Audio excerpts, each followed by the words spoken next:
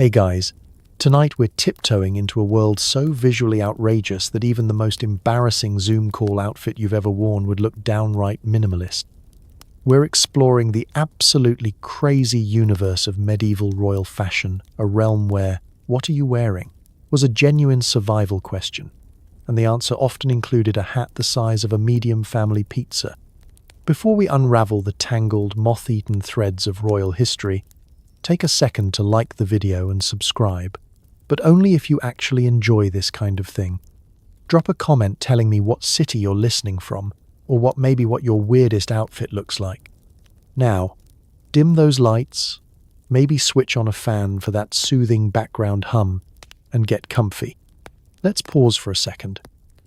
Have you ever wondered how you'd survive a day wrapped in 20 pounds of brocade while pretending you're thrilled about a fur-lined collar in August? What did royal underpants look like, and did anyone ever wash them? Why did hats keep getting taller? Were codpieces a form of social protest? How long would you last in a dress so tight you couldn't sit down or breathe? If you showed up at work tomorrow in a gold-embroidered doublet, would you get a promotion or escorted out by security? Did medieval queens ever get hat hair? And honestly, how many birds had to die for a single royal cape? Congratulations!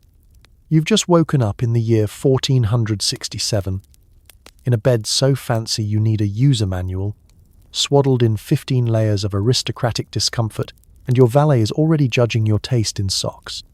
Welcome to the high-stakes, high-heels, high-anxiety world of medieval royal fashion. Good luck.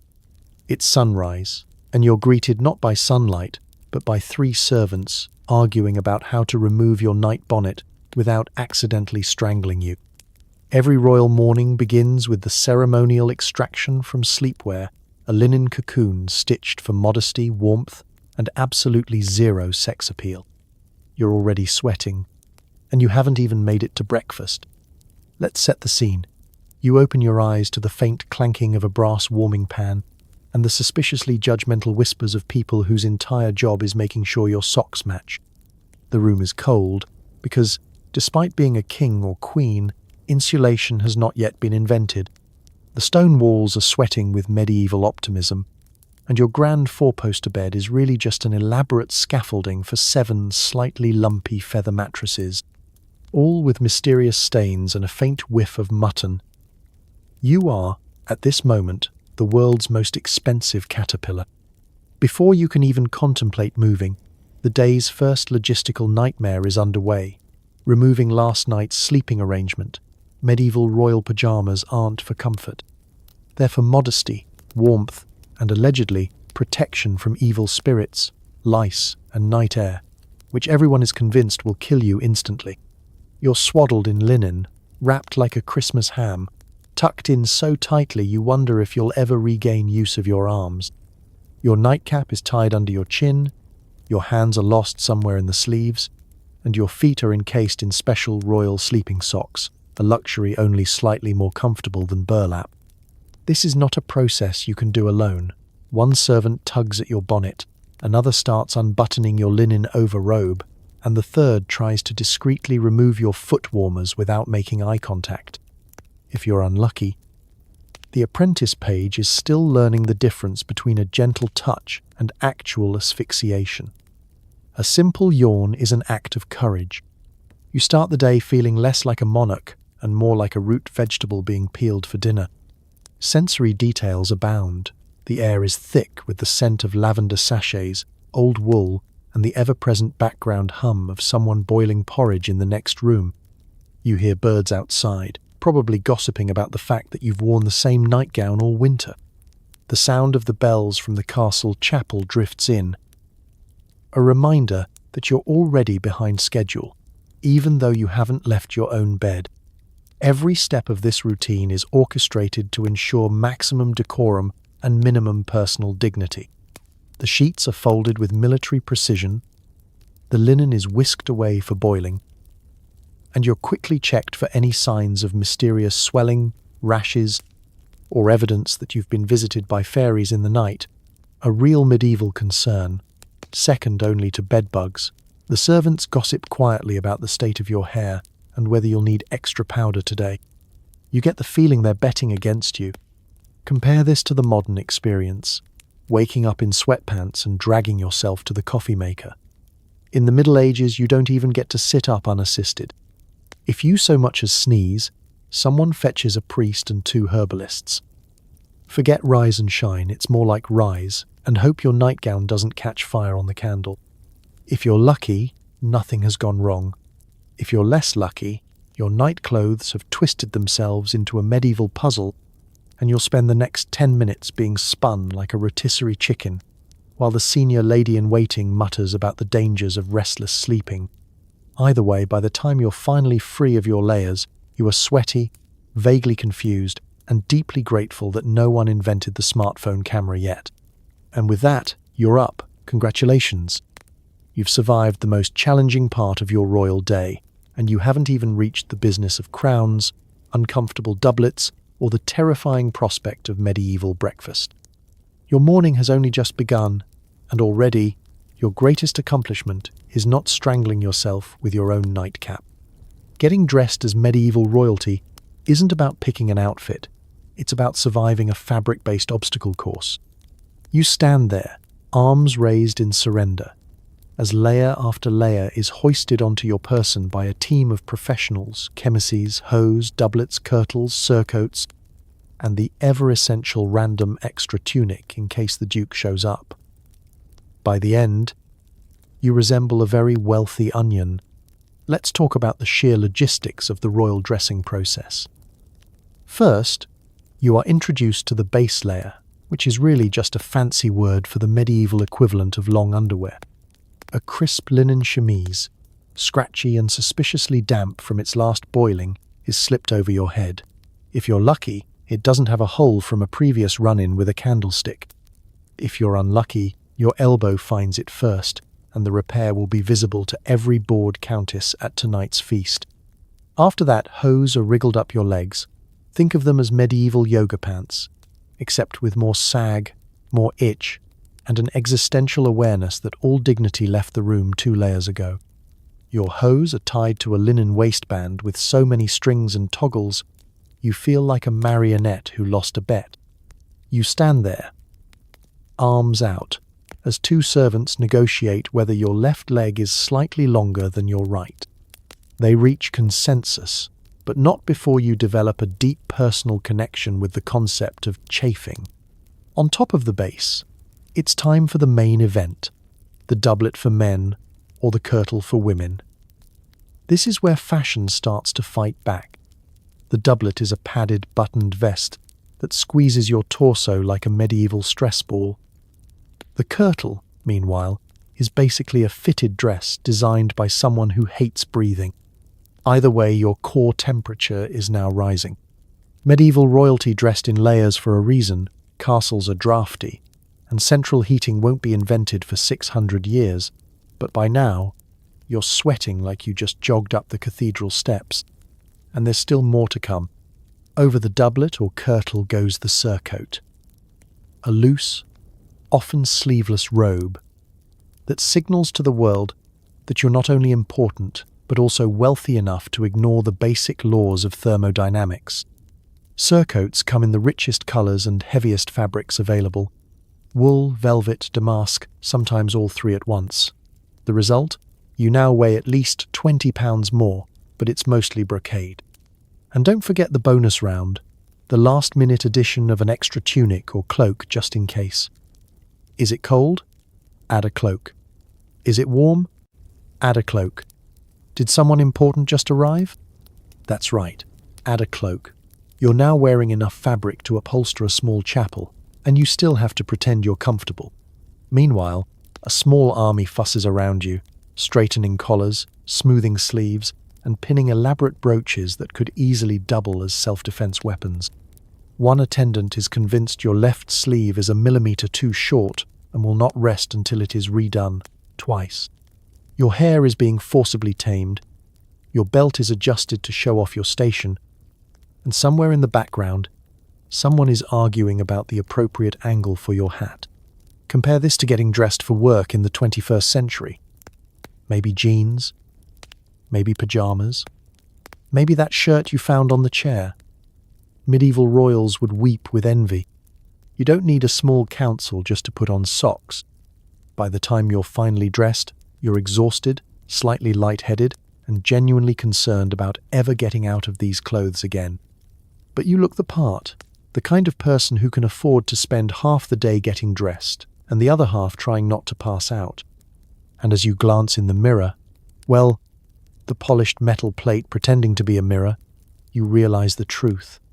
Fashion is suffering, but at least you suffer with style and possibly mild heat stroke. Forget silk pajamas. Most medieval luxury involved wool so coarse it could double as sandpaper. If you're a king, you might get the premium stuff, which means only a 70% chance of developing a rash. If you're a queen, congratulations. You're also allergic to half the plants used to dye your dress. Let's take a moment to appreciate just how much medieval life revolved around wool.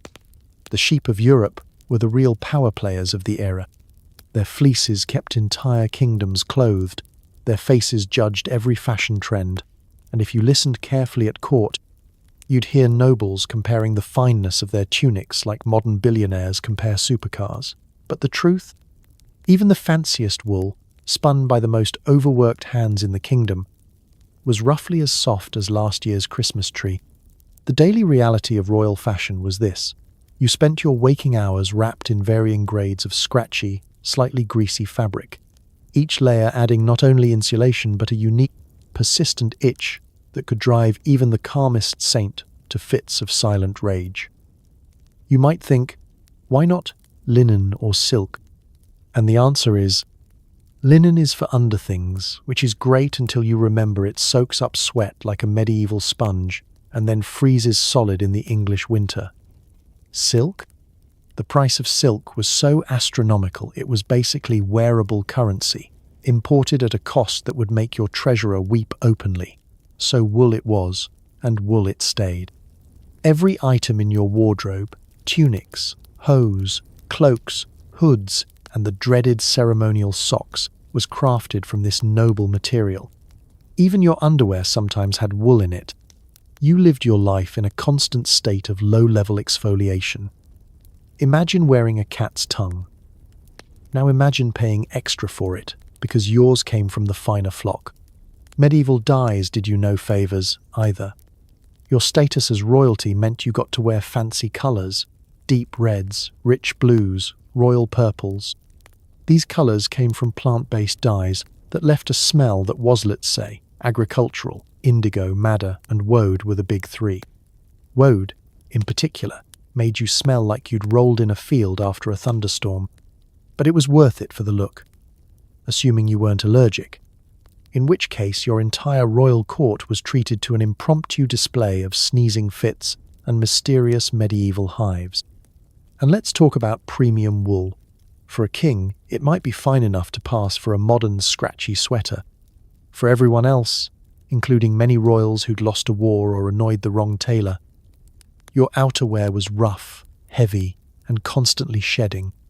Every movement raised a cloud of invisible woolly fibers that went straight up your nose, into your food, and somehow, without fail, made their way down your back. Imagine trying to look regal while also subtly attempting to scratch every part of your body at once. Banquets became a silent ballet of shifting, squirming, and inventive ways to reach that one spot just below your shoulder blade. You couldn't break character, of course. You're royalty. But sometimes, the Queen's mysterious hand signals weren't about court intrigue, they were about a rash that wouldn't quit. At night, the wool never left you. Your blankets, cloaks, and even your mattress padding were all made of it. The smell of lanolin, the gentle crunch of stray grass seeds embedded in the weave, and the ever-present threat of finding a forgotten sheep tooth in your cloak lining became the lullabies of medieval luxury. So next time you're wrapped in a soft, fluffy blanket or complaining about your sweater being a bit itchy, spare a thought for the medieval royal, bravely enduring life as a mobile, bipedal sheep tribute. In the great tapestry of history, comfort was sacrificed for warmth, and nobody suffered it more stylishly or itchier than a well-dressed medieval monarch. Welcome to the era of hats so large they require their own shadow. Whether it's the hennin, the pointy cone, the bicocket, Robin Hood cosplay, or the classic fur cap, your head is less fashion statement and more architectural experiment. Good luck making it through a doorway. Let's begin with the basic rule of medieval fashion. If it can't be seen from across a muddy field, it isn't big enough. Hats were the medieval equivalent of LinkedIn endorsements, except you wore yours on your scalp, and instead of team player, your skills were carried 3 doves and a ribbon without toppling over. The first question of the morning isn't, "How are you?" It's, "Do I need the hat with the veil, the horns, or the one with the extra feather that doubles as a fly swatter?" Take the hennin, for example. This is the classic pointy princess hat that resembles a traffic cone that's had a promotion, favoured by noble women who wanted to be seen, and possibly picked up by the wind on a blustery day. It could reach up to 2 feet tall. Each hennin was topped with a delicate silk veil that would billow behind you like the world's slowest medieval Wi-Fi signal. You couldn't so much as glance sideways without risking whiplash or accidentally stabbing the person next to you in church. Men weren't spared. Enter the bicocket, or Robin Hood hat, a felt number with a brim turned up jauntily on one side. Worn by everyone from kings to slightly suspicious outlaws, it was perfect for showing off both your social status and your commitment to questionable facial hair. If you were feeling truly regal and a little chilly, you might don the fur cap, a hat so aggressively fluffy that you looked like you were being eaten headfirst by a raccoon. The real joy of medieval hats, though, was their versatility. Every occasion demanded its own unique headgear. Got a banquet? Time for the bejeweled velvet cap, with enough embroidery to qualify as a family heirloom. Attending a royal council? You'll need the stiffened sugarloaf hat, so named because it's shaped like an expensive imported sugarloaf and just as likely to induce envy. Going hunting? Pop on a feathered bonnet and hope the birds can't tell the difference. Of course, these hats weren't just about looking fabulous. They were potent signals in a society obsessed with hierarchy. The taller your hat, the higher your status, literally. Laws were even passed dictating who could wear which headgear. Heaven forbid a baroness show up in a hennin 2 inches too tall. That's practically an act of war. And forget subtlety. If you're a merchant, your hat is forced to be exactly the right shade of brown.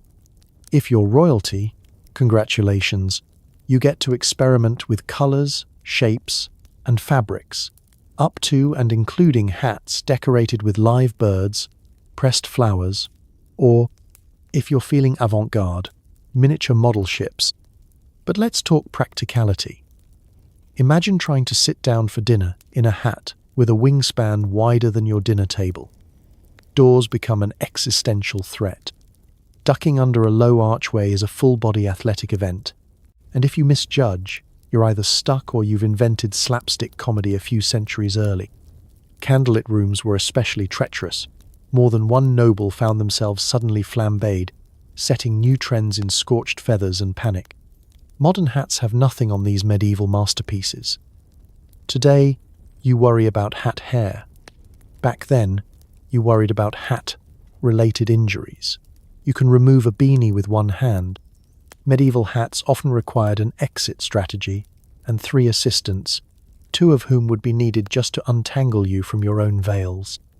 So tonight, as you drift off, picture yourself wearing a hat that could double as a yurt. Royalty means never having to say, "Does this make my head look big?" Because the answer, invariably, is yes. And in the Middle Ages, that was the entire point. Let's talk codpieces, the most unnecessary and yet somehow mandatory piece of medieval male fashion. Supposedly practical, definitely showy, and occasionally so padded that you risk toppling over when bowing. Was it a status symbol, a pocket, or just a cry for help? The codpiece is the reason no museum curator can keep a straight face in the Tudor gallery. In the 1400s, someone decided men's hose, which had been getting tighter and tighter, needed an upgrade. Tailors gazed upon the male silhouette, noted a certain anatomical shortcoming in the cut, and thought, what this needs is more focus. Enter the codpiece, a fabric pouch sewn right where subtlety goes to die. Its original purpose, believe it or not, was decency. Hose as tight as a modern sausage casing and divided in the middle didn't leave much to the imagination. Or, worse, left everything to it. The codpiece started as a modesty flap, just a way to avoid scandal at the town square. But, as with all things fashion, it couldn't just stay practical. It grew, it stuffed, it ballooned. Before long, the average nobleman's codpiece resembled a soft-shell turtle's shell. If the turtle was overcompensating. No two codpieces were ever quite alike. Some were plain, some were embroidered, and some were shaped, padded, or, in rare cases, armoured. Yes, armoured. As if one's most delicate region required the same level of protection as a knight's head in battle. It wasn't uncommon for a codpiece to be constructed with hidden pockets, ideal for storing coins, love notes, the occasional emergency snack, or just a handful of regret. Some codpieces were even perfumed, which frankly raises more questions than it answers. If you were a particularly daring lord, you might request a codpiece so elaborate that it was studded with jewels. This was less about function and more about sending a message. I own more sapphires than sense. For those with a taste for the avant-garde, there were even codpieces shaped to look like tiny animals, mythical beasts, or, perhaps most distressingly, other items of personal importance. Imagine arriving at a banquet only to realize your codpiece and the Duchess's lapdog are nearly identical. And then there's the question of etiquette. Walking in a codpiece was a calculated risk. Sitting down was a feat of engineering. Bowing to the king could result in a domino effect of toppling courtiers. Dancing? Hope you like improvisation. Codpiece-related mishaps became legendary, passed around in whispered stories. The duke who got stuck under a banquet table, the baron whose codpiece caught fire near a candle, the squire who fainted from the fumes of his own perfumed pouch. Why did this trend last for nearly a century? Historians offer theories, some more diplomatic than others. It was a status symbol, a way to display virility and wealth. It was a countermeasure against syphilis, as the pouch could conceal medicine. It was, some say, just the result of centuries of pent-up fashion frustration bursting out at the least appropriate spot. Modern equivalents? The closest we have is the statement belt buckle, and even that feels shy by comparison. Try showing up at a family gathering with a pocket on your boxer briefs and see how long it takes to get disinvited. The codpiece eventually faded out, replaced by more forgiving trousers and a renewed sense of personal space. But for a glorious, baffling stretch of history, medieval men strutted through castles, markets, and battlefields with the world's first wearable conversation starter. Tonight, as you drift off in your blessedly simple pajamas, just remember, fashion comes and goes, but embarrassment is forever. In medieval Europe, what you wore wasn't just a personal choice. It was a matter of state security. Enter sumptuary laws, royal decrees dictating exactly who could wear what, from the color of your shoes to the amount of fur on your elbows. Congratulations, your wardrobe is now government regulated. Let's imagine your modern closet. Maybe you've got a favorite hoodie, an ancient pair of sweatpants, and that one shirt you pretend is for special occasions but really just means didn't smell too bad. Now, picture a world where the local sheriff can arrest you for wearing the wrong hat, and the king personally signs off on your sock colour. Welcome to the golden age of government-mandated drip. Sumptuary laws were the Middle Ages' answer to keeping people in their place. If you're a commoner and you walk out of the house in a silk tunic, expect to get more than just side-eye from your neighbours. You might be fined, shamed, or have your offending garment confiscated right off your back, an instant medieval strip search, but with more parchment paperwork. Even certain colours were strictly forbidden. Want to wear purple? Not unless you've got a crown and a family tree that reads like a Game of Thrones recap. These laws covered everything. The width of your hat brim, the length of your shoes, the sparkle of your jewels, and, perhaps most tragically, the number of buttons on your coat. Imagine showing up to a festival wearing 3 buttons when the law clearly states you're only allowed 2. Scandal. An actual scandal with fines, court appearances, and someone writing a very passive-aggressive song about your arrogance. It didn't stop with clothing.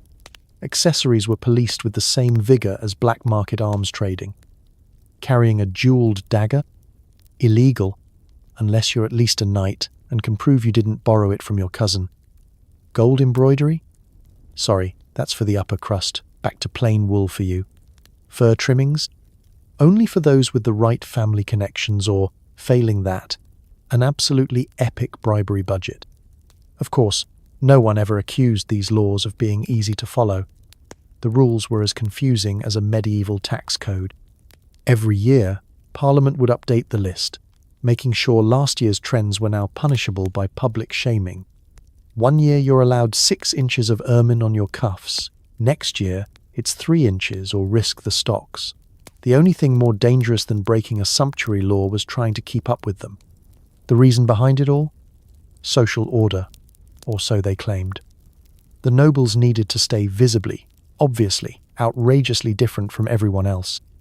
If peasants could look like lords, how would you know who to bow to, who to overcharge for ale, or who gets first pick at the feast? The entire medieval ecosystem was built on visible hierarchy, and nothing says I outrank you like a doublet that costs more than your neighbour's house. Naturally, everyone tried to cheat.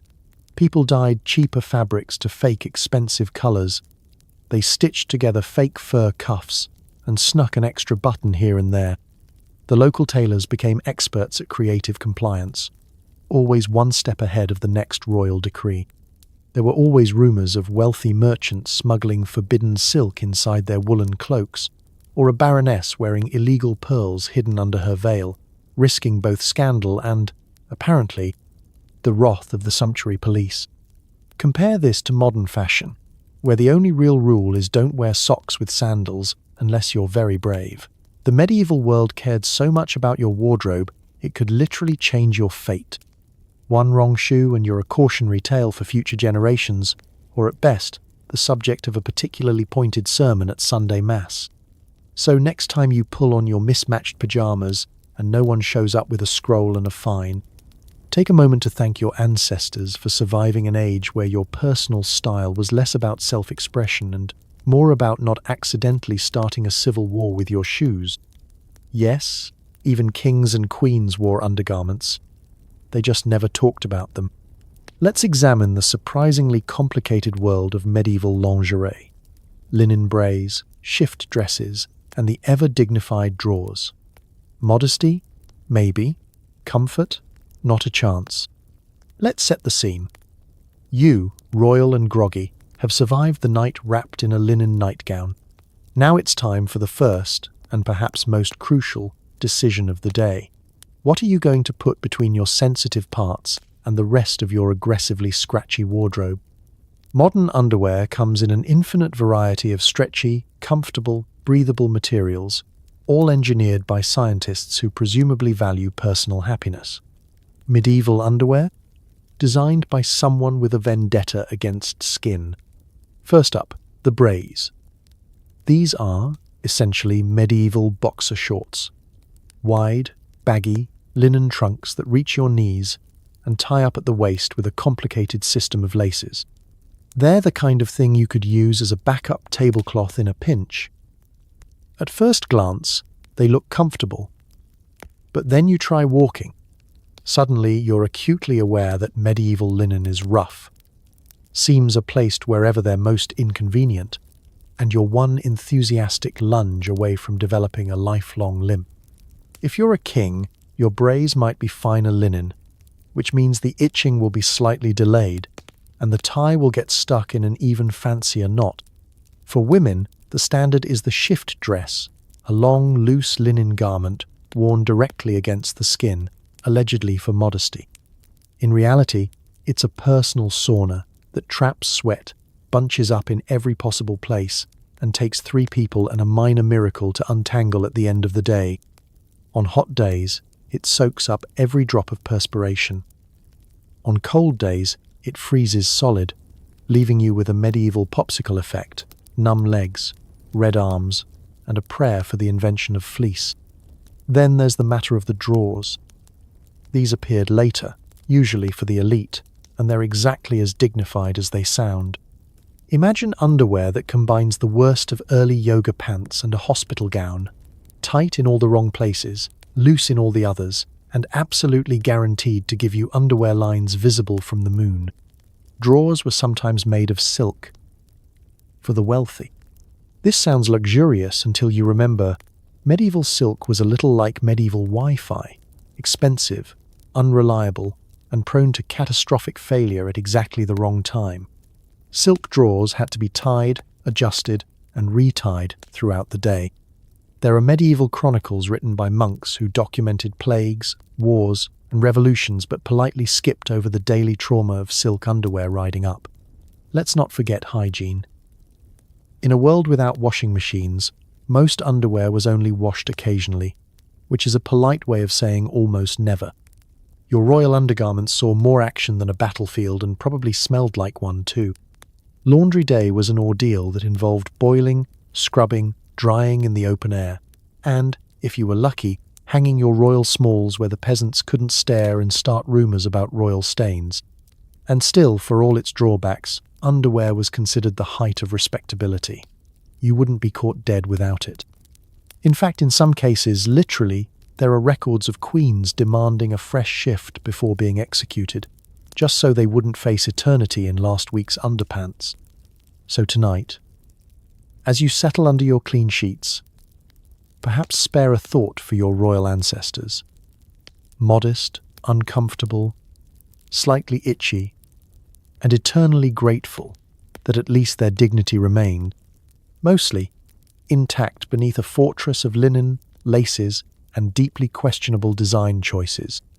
Your necklace isn't just a necklace, it's also a potential bludgeoning tool. Royal jewelry in the Middle Ages is designed to dazzle, intimidate, and possibly injure anyone who stands too close. Brooches double as shivs, and crowns are a chiropractic emergency waiting to happen. In the medieval royal wardrobe, jewelry wasn't just a finishing touch. It was an act of war. Every bauble was selected with 3 priorities in mind: flaunting your absurd wealth, reminding everyone of your terrifying status, and, if necessary, flattening a political rival with a well-aimed pendant.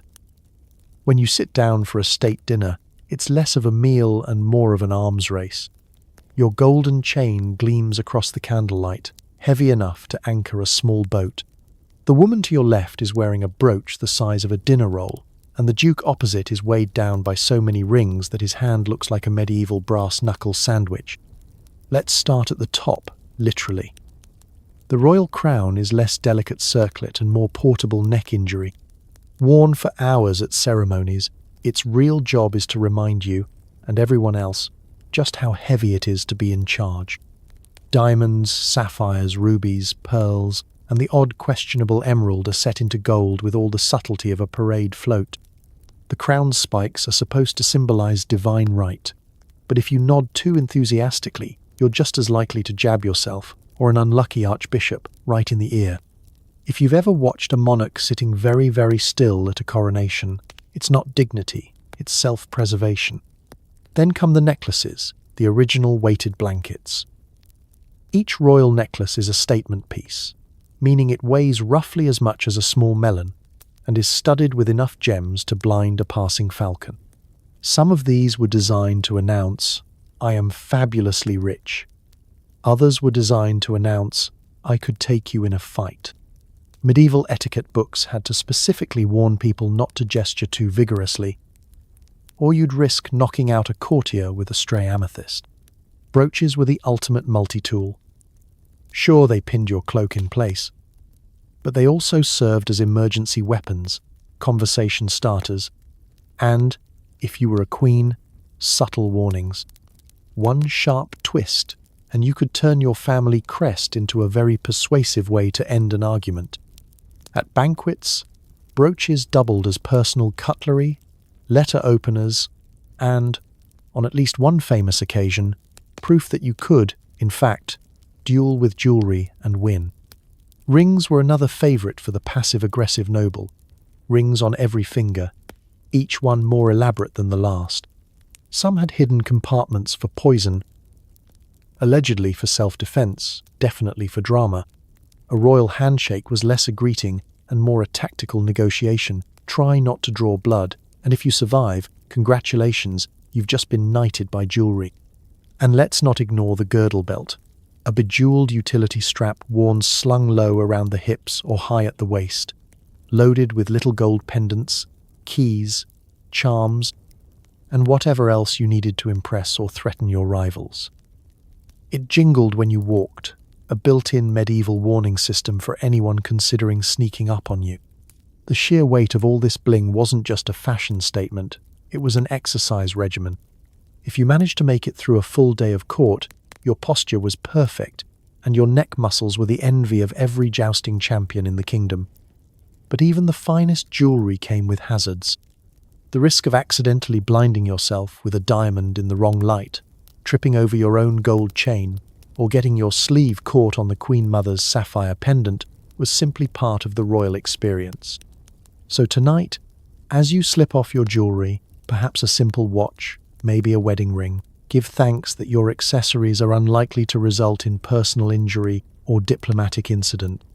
In the Middle Ages, dressing to impress could also mean dressing for battle. Collars in medieval fashion started reasonable, then ballooned to proportions previously reserved for satellite dishes. The higher your rank, the more likely you were to be lost inside your own neck ruff. How did anyone eat? Carefully, and mostly in private. It all started innocently enough, a tasteful fold of linen, maybe starched with a little flour paste if you were feeling fancy. But medieval fashion operates on the same principle as real estate. If your neighbour builds a moat, you build a bigger moat. If the local duke adds a few frills to his collar, you respond with something visible from orbit. Soon, royal portraits are dominated by faces framed in a sea of frilled linen, looking less like powerful rulers and more like startled barn owls in formal wear. For a while, the ruff was a modest circle, a hint of status, and possibly useful for hiding a double chin after too much mead. But then someone, probably a board king with access to an experimental starch recipe, asked, what if it were bigger? Within a decade, neck ruffs swelled to such absurd sizes that historians still debate if the trend was fashion or a slow-moving public health hazard. The average noble's ruff measured anywhere from 6 to 12 inches wide, but the real overachievers could reach up to 24 inches, 2 full feet of starched linen, sticking out in all directions. To wear such a thing required not just courage, but core strength, balance, and a willingness to risk public beheading by candlelight. Because here's a medieval secret. Ruffs are flammable. One errant spark, and you're suddenly the world's fanciest bonfire. Of course, these monster collars weren't just for show. Like everything in royal life, they were a pecking order, literally. The wider your ruff, the fewer people could physically get close to you. It was an early form of social distancing, centuries before anyone knew what a microbe was. If you wore a collar the size of a cartwheel, you'd never have to worry about huggers, whisperers, or that one cousin with no sense of boundaries. And eating? A disaster. Banquets became an exercise in tactical cutlery and existential regret. Soup? Forget it. One false move, and you're wearing it for the rest of the night. Forks and knives had to be angled around the ruff, with servants on standby for emergency bib duty. There are actual reports of nobles sneaking bites in private chambers, stripped of their collars, wolfing down a chicken leg before shoving the ruff back on and gliding back to the ballroom with an air of dignified starvation. Maintenance was a full-time job. Ruffs had to be washed, starched, dried, ironed, and set into shape using hot irons and wooden boards. Some required so much starch that you risked breaking them and possibly your spirit during particularly enthusiastic dancing. It was entirely possible to snap your ruff like a potato chip if you bowed too quickly. And of course, every wrinkle was a social emergency. If your collar sagged, so did your reputation. Sumptuary laws, naturally, got involved. Only the highest ranks could sport the widest ruffs, meaning lesser nobles spent their days inventing creative loopholes. No, my lord, this is not technically a ruff, it's a collapsible napkin. Peasants, who could barely afford collars at all, watched these developments with the same bemused horror most of us reserve for runway fashion shows. Modern collars, whether turtleneck, polo, or business casual, owe their existence to this glorious era of neck-based competition. So tonight, as you settle in for sleep with a pillow that doesn't require scaffolding, spare a thought for the medieval elite, brave, itchy, and only able to eat soup on their day off. In the great game of fashion, the collar war was one battle that left everyone a little too well defended. Medieval colours meant everything. Purple dye cost more than gold, and only the highest-ranking royals were allowed to wear it. Accidentally wearing scarlet when you're just a baron? That's a fine, or possibly an accidental jousting injury. Let's paint the scene. You wake up, already sweating under 3 layers of wool, and the first big decision of the day is, what colour should I risk my life in? In the modern world, colour is just a vibe. You can go to the store in neon shorts and no one calls the local magistrate. In medieval Europe, though, your outfit's colour was less about personal taste and more about knowing your place, or risking public humiliation and possible bodily harm. Purple, the holy grail of medieval pigments, was the fashion equivalent of a neon do not disturb, I am, extremely important sign. It came from the painstaking process of crushing thousands of tiny sea snails, which is both time-consuming and extremely rude to the snails, then boiling them for days just to make a drop or two of dye. Only kings, queens, and a few bishops could legally strut around, looking like a grape-flavoured lifesaver. If you so much as owned a purple sock as a merchant, you might wake up to find your sock, and possibly your fortune, confiscated by the king's men. Then there was scarlet, a colour so bold and forbidden that wearing it below your station was like cosplaying as your boss at the office. Scarlet came from imported insects and elaborate dye baths, making it another exclusive flex for the rich and famous. Nobles squabbled over the right to wear scarlet like it was the last loaf of decent bread at a medieval bake sale. Slip on a scarlet cape when you're not entitled? Best case scenario, a stern talking to from the town crier. Worst case, your rival arranges a friendly joust, and suddenly you're seeing stars, and not just on your tunic. Meanwhile, if you were a humble peasant, your world was 50 shades of brown. Brown, beige, grey, earth, and yesterday's porridge were the only shades available. These colours came courtesy of the world's least exciting dye plants and whatever mud happened to be handy. Wearing brown wasn't a fashion choice. It was what happened when you couldn't afford to have opinions. You might jazz it up with a little green if you felt reckless and had access to some moss. Blues and greens hovered in the middle. Blue, when made from woad, was the colour of aspiring merchants and lesser nobles, though a good indigo could bump your status up a notch and your dry cleaning bill for the month. Green was safer, less likely to get you fined, more likely to just make you look like you'd rolled through the nearest pasture. Still, if you went too bright, you risked being mistaken for a bard, which had its own social dangers, including unsolicited lute performances at dinner. Sumptuary laws were meticulously written and updated, parchment after parchment explaining who could wear what and when. Royal clerks spent their days cataloguing colour-based crimes. Lady Agnes, charged with wearing saffron stockings while merely the daughter of a minor lord. In some regions, a legal complaint about your rival's wardrobe was just as common as a complaint about their sheep. Of course, everyone tried to cheat. Clever tailors developed secret dyes, hidden linings, and reversible cloaks. Sensible brown on the outside, forbidden red or purple on the inside. There are tales of merchants caught mid-wardrobe change, desperately trying to avoid the fashion police by turning their cloak inside out before reaching the city gates.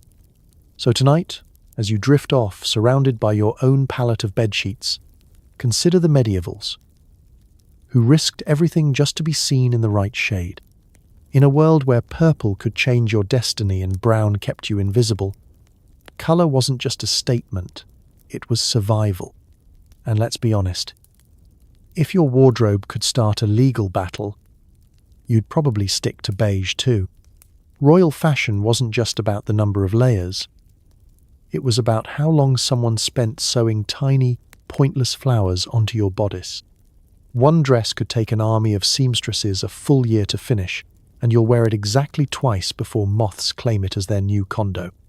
Welcome to the medieval world of embroidery, where every square inch of royal fabric was seen as a blank canvas and, by royal decree, must be covered in enough thread to knit a small family of hedgehogs. It didn't matter if the flowers were anatomically accurate or the gold thread real. What mattered was that your dress had enough tiny birds, mythical beasts, and leafy scrolls to make a monastery's best illuminated manuscript look like a child's doodle. Picture your morning. You're sipping weak ale and staring into the middle distance as four master embroiderers debate the ideal shade of blue for a griffin's left wing. The seamstresses work in shifts, stitching by candlelight until their eyesight becomes a family legend. Somewhere in the background, the court chronicler is already making up stories about the magical robe that took a generation to finish and was mostly remembered for its heroic battle against a persistent family of wardrobe moths. The finest garments, of course, required exotic supplies, silk from distant lands, metallic threads hammered by hand, and seed pearls so tiny you'd swear they were created just to be lost in the rug. Each stitch was a badge of honor, proof that your household had the resources, and the staff with surprisingly nimble fingers, to transform simple cloth into a statement so blindingly intricate it could start a migraine from across the room. It wasn't just about looking good. Embroidery was medieval social media. Every motif sent a message. Tiny hunting dogs meant you were outdoorsy, or at least could afford other people to be outdoorsy on your behalf. Unicorns signaled rare virtue, or alternatively, rare imagination on the part of your designer. Religious scenes stitched in gold? That was the 14th century version of humble bragging your piety. Even as you quietly prayed, no one noticed you skipped Mass last Sunday. Of course, none of this was remotely practical. Every new embellishment added weight. A dress lightly decorated for a royal feast could weigh more than a modern backpacker's entire kit. Sitting down became an exercise in strategy. Move too fast, and you risked snapping 3 threads, sending a hail of seed pearls down the banqueting table like medieval marbles. Try to scratch an itch, and you might accidentally detach a dragon's wing, or worse, offend the seamstress who spent 6 months perfecting that exact angle of tail. Embroidery also made royal fashion hilariously fragile. After its grand debut, your painstakingly stitched masterpiece faced a gauntlet of disasters: spilled wine, splattering candle wax, hungry silverfish, and the ever-terrifying accidental brush with the chamber pot. And once the moths got a taste, your once priceless gown became the textile equivalent of a haunted house, full of holes and mystery stains, and possibly haunted by the ghost of a disappointed embroiderer. Tailors and seamstresses had their own Olympics-worthy competitions, whispering about the latest technique or imported thread. Rumors of a seamstress who could stitch 5 stitches per second with her eyes closed, probably true, and probably why she never saw sunlight again, traveled through royal households like wildfire. Compare this to modern fashion, where a new outfit can arrive at your door in a day, already machine-sewn and moth-proofed. Back then, your dress was a year-long group project, subject to royal whims, sudden changes of heart, and the distinct possibility that, by the time it was finished, fashion had moved on, and everyone else was now into tunics with embroidered frogs instead of lions. So tonight, if your blanket has even a hint of a decorative stitch, thank your ancestors and the countless unsung seamstresses. In the Middle Ages, one sleeve could be a full-time job, and nothing said power like making a room full of experts spend a year arguing about thread. Shoes are not for comfort. They're for showing off, tripping over, and quietly plotting the downfall of your enemies. The pointier your toes, the higher your status, until someone steps on them at a banquet and you lose a week of political influence to festering foot. Welcome to the great medieval shoe arms race, where practical footwear is for peasants and the truly ambitious noble is one bad step away from inventing orthopedic surgery. In the royal world, your social standing starts at your ankles and extends all the way to the end of your shoes, which, if you're lucky, end somewhere in the next room. The reigning champion of ridiculous footwear? The poulain. These are shoes with toes so long and curled they require special support. Sometimes even a little chain connecting the tip to your knee, just so you don't accidentally poke someone's eye out during a standing ovation. The most powerful courtiers strutted around with poulains so exaggerated they could be used as medieval calipers. Trying to run? Not a chance. Trying to walk down a flight of stairs without becoming a slapstick cautionary tale? Hope you've updated your will. But it's not just about length. Shoes come padded, embroidered, and covered in the kinds of exotic materials that make historians question whether anyone in the Middle Ages had a working sense of proportion.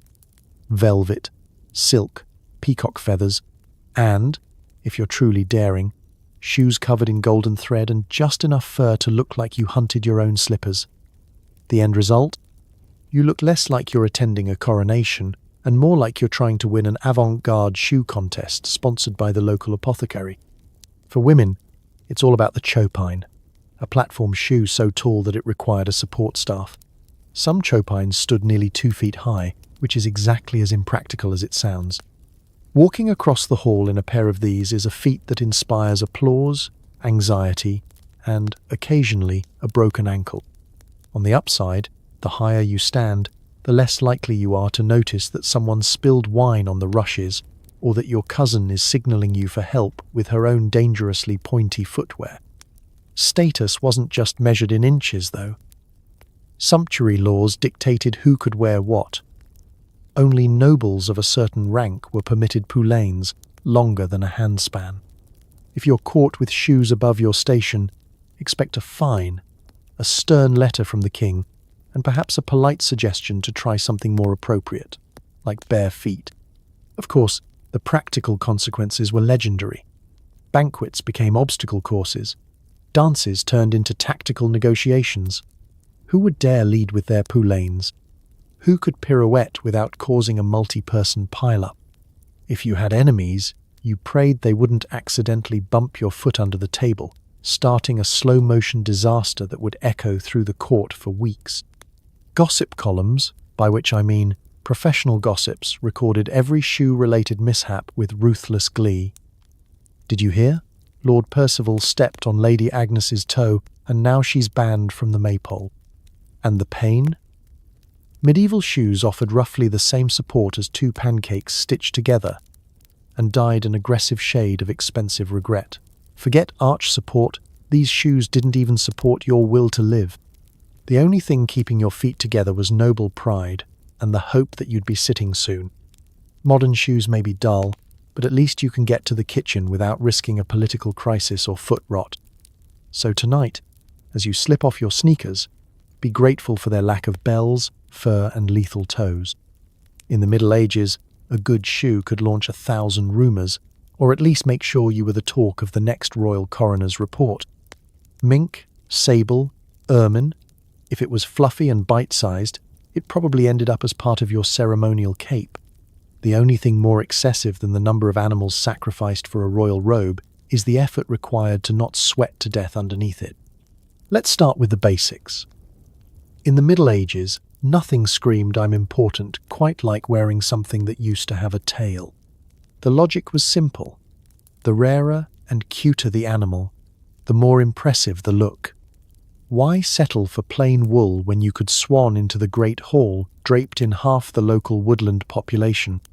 If you wore a simple cloak, you were either a peasant or, tragically, someone whose relatives hadn't invented good networking.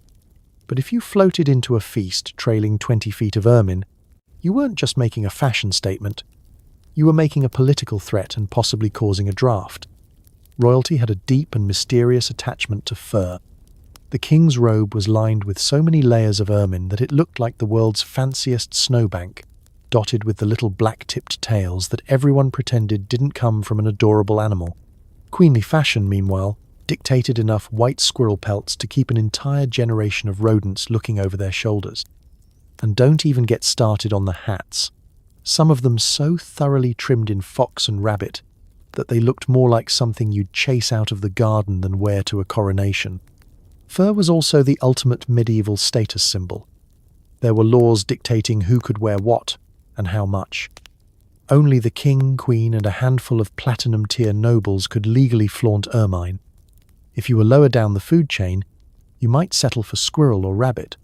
Still soft, but less likely to get you mistaken for royalty and arrested for impersonating an aristocrat. The more furs, the higher your status, and the heavier your wardrobe. You knew you'd made it when you needed 2 attendants just to lift your train. But all this luxury came with drawbacks. For one, fur is hot.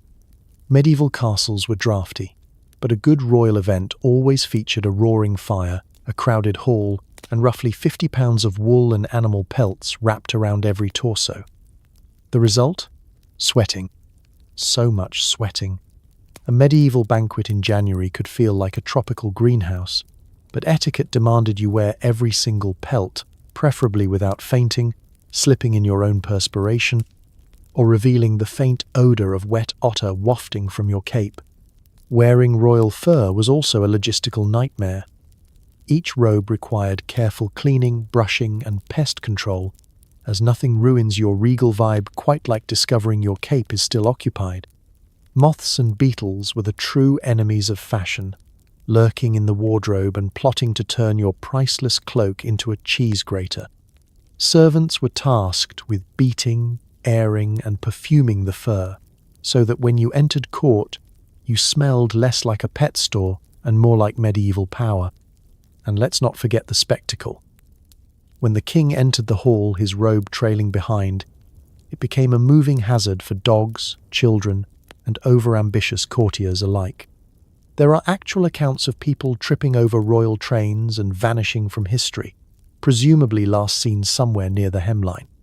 If you were very unlucky, you could be swallowed whole by the Queen's ceremonial cloak, never to be heard from again. So tonight, as you snuggle under your machine-washable faux fur throw, spare a thought for medieval royals, sweating nobly beneath 10 layers of dead weasel, trying not to trip, and praying that nothing inside their robe is still alive. In the Middle Ages, warmth was a status symbol, and nothing said power, quite like risking heatstroke at your own coronation.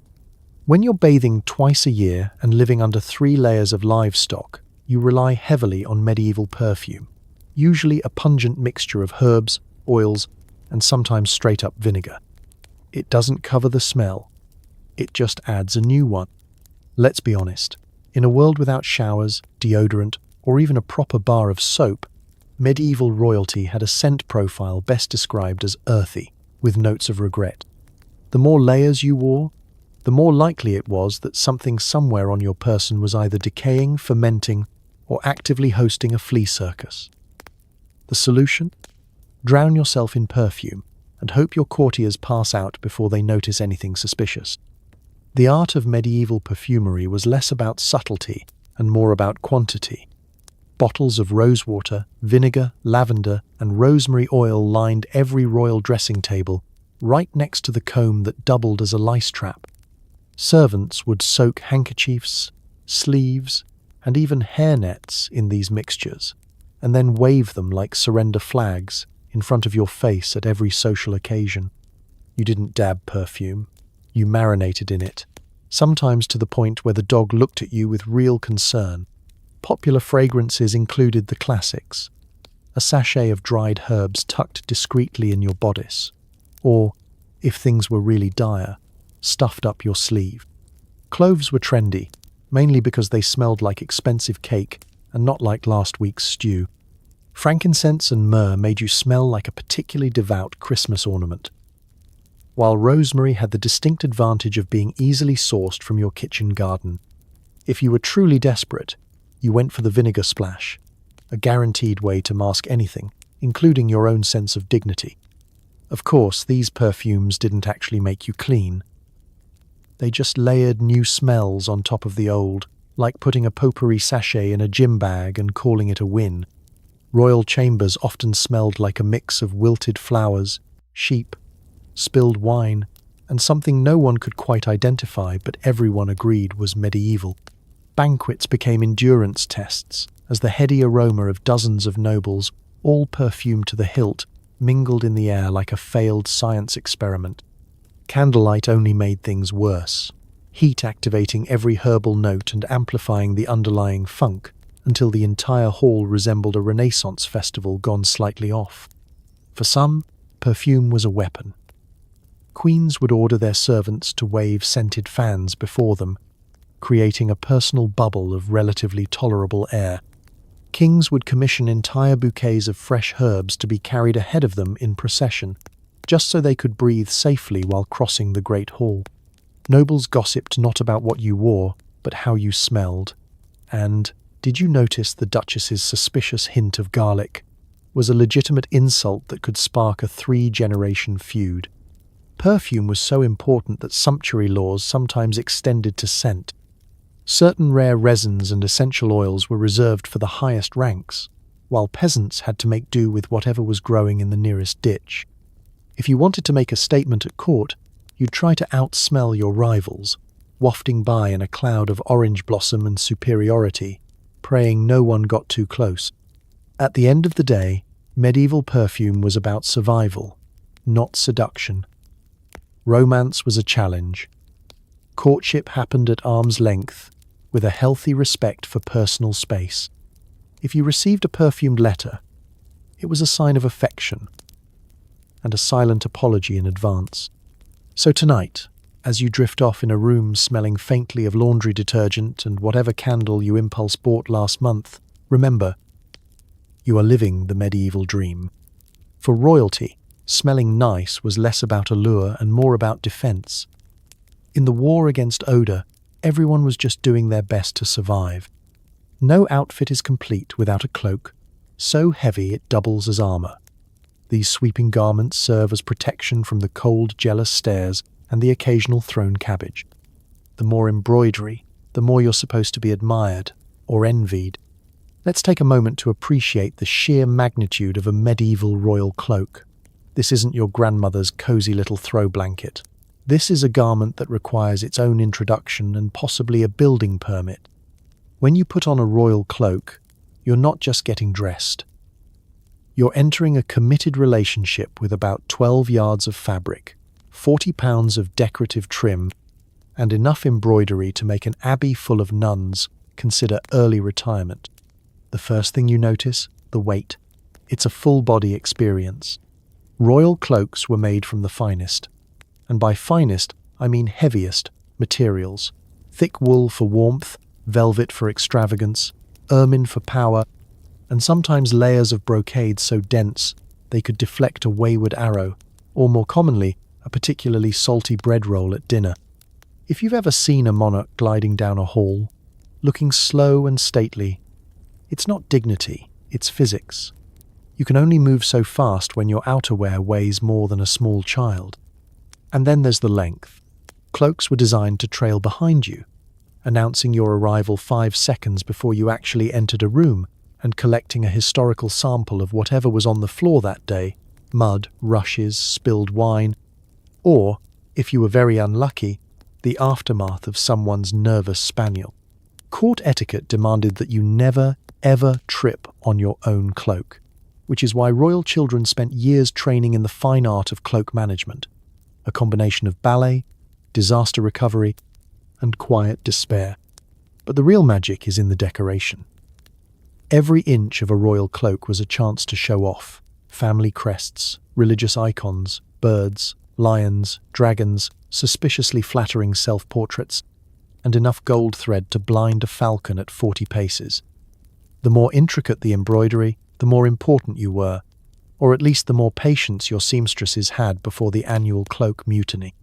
At court, a plain cloak said you were broke, or, worse, tragically unfashionable. The truly elite could afford scenes from their favourite battles, complete with stitched-in blood drops, just in case anyone doubted their commitment to both violence and craftwork. Of course, the cloak's job wasn't only to impress, it was also your portable shield against the world. When the winter winds howled through the castle, you bundled up and prayed the moths hadn't gotten to your fur lining. When rival nobles threw shade, or actual vegetables, your cloak was there to catch the worst of it. And when you needed a moment of privacy, you could simply wrap yourself up and disappear, at least until someone stepped on your train and reminded you why personal space wasn't invented until the 20th century. The maintenance, an epic all its own. Cloaks had to be brushed, shaken, beaten, and carefully stored, preferably somewhere mice couldn't stage a takeover. If your cloak got wet, it took days to dry, and smelled like a combination of sheep, riverbank, and generational regret. And heaven help you if you ever had to travel. Packing a royal cloak was like folding a tent, a rug, and 3 unresolved family feuds. Compared to modern outerwear, medieval cloaks make even the puffiest winter parka look low maintenance. Your coat may be water-resistant, but has it ever survived a food fight with a bishop? Has it ever doubled as a napkin, shield, and portable bed for a cold servant? So tonight, as you tuck yourself in under your blanket, light, warm, and blessedly, not covered in family heraldry, be grateful. Medieval cloaks were a symbol, a shield, and a full-body workout rolled into one. In an age where fashion was battle, your cloak was both armor and trophy, ready to catch whatever the world threw your way.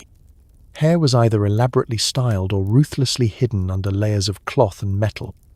Getting ready took hours, required hot irons, and usually ended in tears, sometimes yours, sometimes your hairdresser's. Wigs? Not yet. Hats? Always. Let's set the royal scene.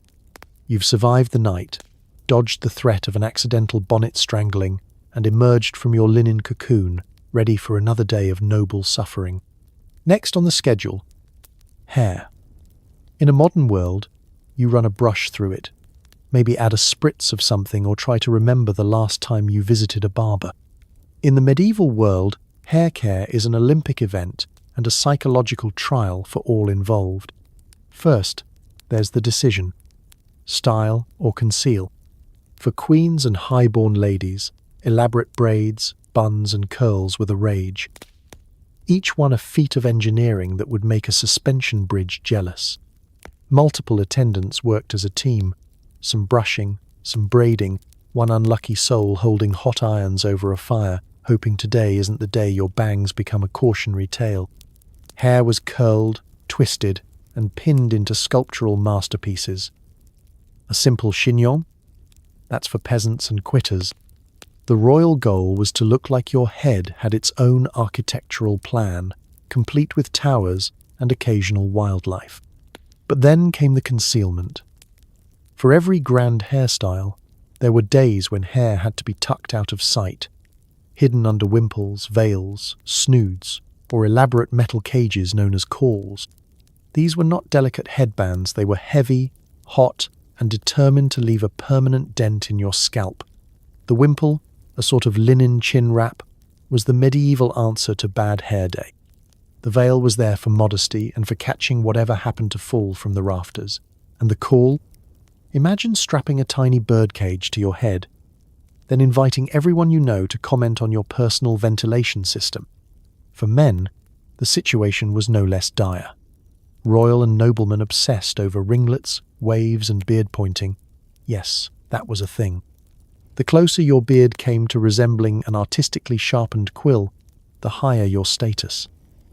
Long hair for men was in vogue one decade, scandalous the next. And regardless of style, you could always trust that your hair would be at war with the hat you were required to wear over it.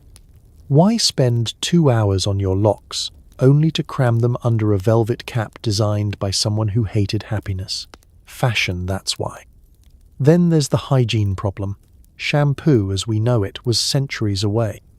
Hair was washed with vinegar, herbs, or, in cases of genuine crisis, lye soap, a product so harsh it could strip paint off a castle wall. Combs doubled as flea combs, and medieval chroniclers wrote poems about hair so tangled it required divine intervention. If you were especially unlucky, your hairdresser might catch a louse mid-braid, setting off a chain reaction of itching, discreet panicking, and, eventually, calling in the village-wise woman for an emergency consultation. Mirrors existed, but only for the brave. Reflections came from polished metal or still water, so if you did get a look, you weren't sure if that was your face or an ancient spirit demanding you try conditioner. The end result of hours of labour, singed fingers, and half a forest's worth of hairpins was generally hidden anyway, the moment your hat arrived. So tonight, as you lay your head on a pillow with no threat of velvet denting your skull, give thanks for the hair ties, brushes, and running water in your life. Medieval royals suffered daily, not just for fashion, but for the hope that maybe, just maybe, one lock of hair would behave for court. Spoiler: it never did. Banquets are where fashion truly shines and suffocates. Each meal is a test of social skill, posture, and your ability not to faint from lack of oxygen in your corset. If you drop food on your lap, that's next year's gossip sorted. Let's set the stage. You've just survived the medieval morning, bonnet extraction, wardrobe assembly, at least one existential crisis about the colour brown, and now it's time to prepare for the main event, the royal feast. But this isn't a casual backyard barbecue. This is the Super Bowl of social survival, with more roast meat, more musical chairs, and definitely more opportunities for humiliation. Preparation starts hours before sunset. First, you must assemble your feast look, an ensemble so elaborate it requires a project manager. Out come the embroidered gowns and doublets reserved for these high-stakes dinners, every stitch scrutinized, every jewel polished. Servants dart back and forth, each armed with a mysterious tool or garment, the air thick with the smell of scented vinegar and a little panic. If you're lucky, the dress still fits. If not, it's time for a breathless struggle with laces, corsets, and the kind of teamwork usually reserved for firefighting drills. Then comes the hair. The objective: grandeur but not collapse. For women, it's braids woven with ribbons, jewels, and possibly a small bird. For men, it's curls, oiled beards, and that one ridiculous hat that only stays on if you don't move your head. Hairdressers hover, pinning and smoothing and offering encouragement like sports coaches before the big game. You've got this, Your Grace. Just 3 more hairpins, and we're home free. Accessories are next. You'll need at least one necklace capable of blinding a bishop at 10 paces, rings on every finger, and a brooch sharp enough to defend your honor should the conversation get heated. Cloaks are selected for maximum effect, preferably one that trails just long enough to trip your rival but not yourself. If you're really showing off, a little ermine at the collar signals, I have money and also questionable priorities. The final step is psychological. A feast is not a meal, it's a marathon. You psych yourself up, reviewing the seating chart like a general before battle. Who will you be stuck next to? The uncle who only talks about his turnip yields? The duchess with a laugh that could startle a horse? The gossip monger with a memory like an elephant and the subtlety of a medieval brass band? You practice your small talk and your most convincing laugh. You prepare 3 or 4 polite, non-committal expressions for when the conversation turns to the latest scandal, the weather, or the comparative virtues of different styles of ruff. Finally, you make your entrance, praying you don't trip on your own cloak, step in anything embarrassing, or immediately drop a chicken leg down your sleeve. Once seated, the real challenge begins, surviving several hours without fainting, choking, or starting a fork-based incident with your neighbor. The corset is tight, your shoes are plotting against you, and every bite must be carefully choreographed to avoid spills. The cutlery, such as it is, will betray you. The food will be either too hot or cold, and the wine will definitely end up somewhere it shouldn't. But if you survive, if you keep your composure, laugh at the right moments, and don't end up wearing your supper, then congratulations. You'll be the talk of the court, in a good way for once. at least until someone sneezes into the soup or the king's dog steals a pie.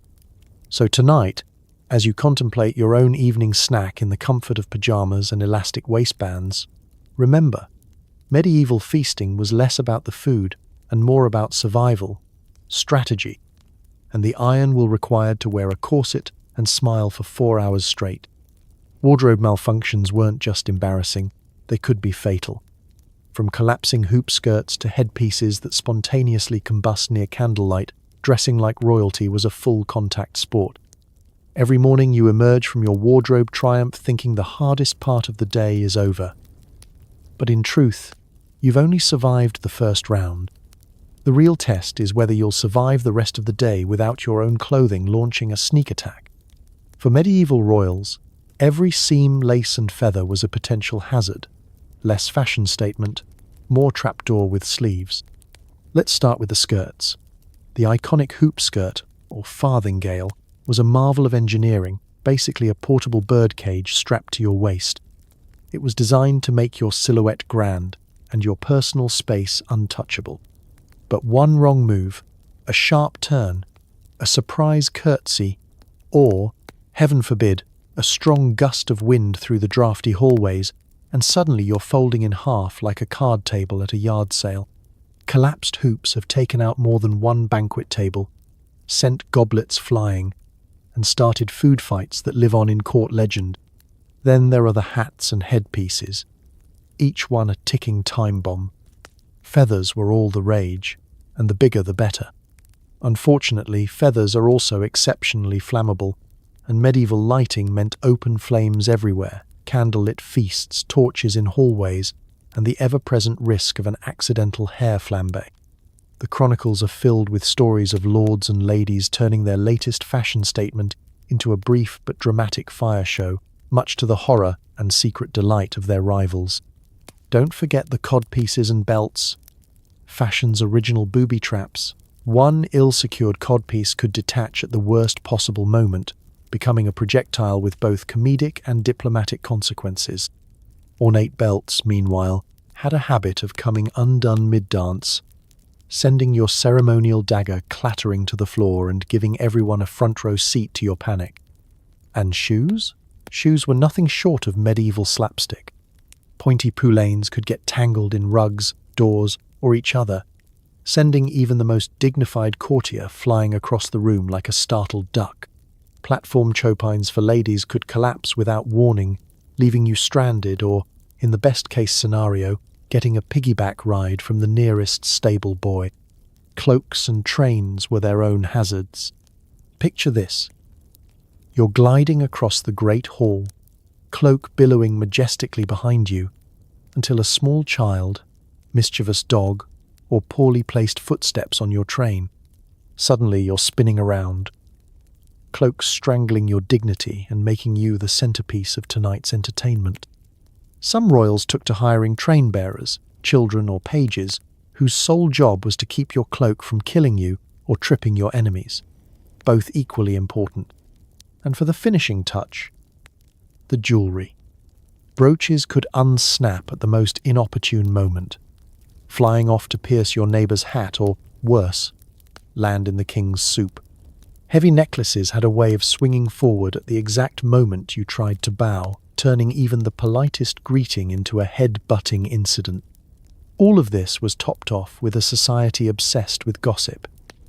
Any wardrobe malfunction, no matter how small, became the subject of songs, stories, and passive-aggressive tapestries for generations.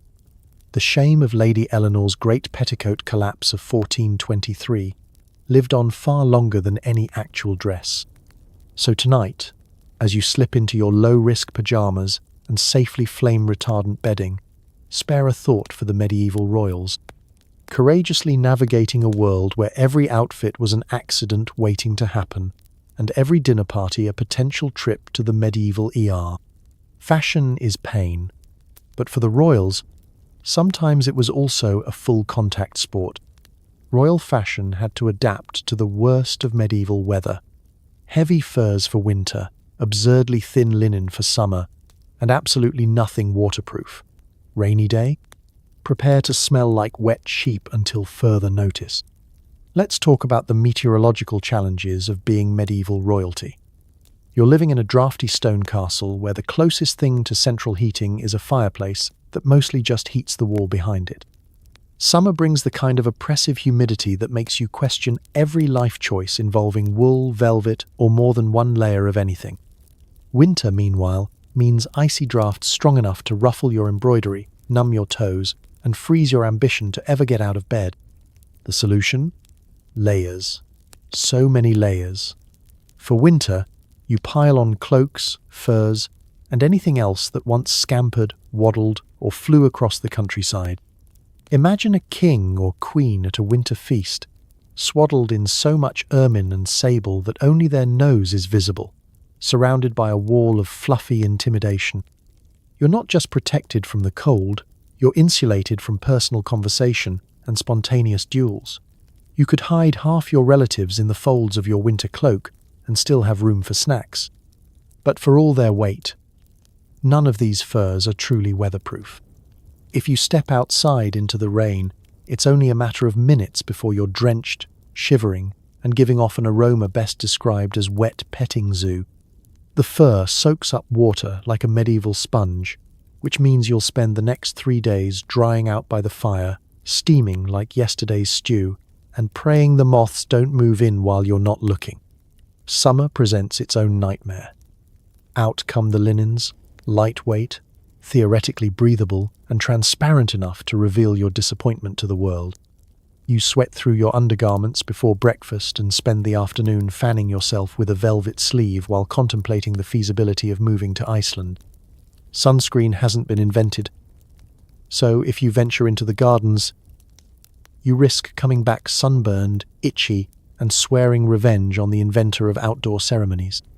The in-between seasons, those long, grey, muddy stretches, are perhaps the worst. Your boots are never quite dry. Your hems are always slightly damp. And you're followed everywhere by the lingering scent of old rain and resigned nobility.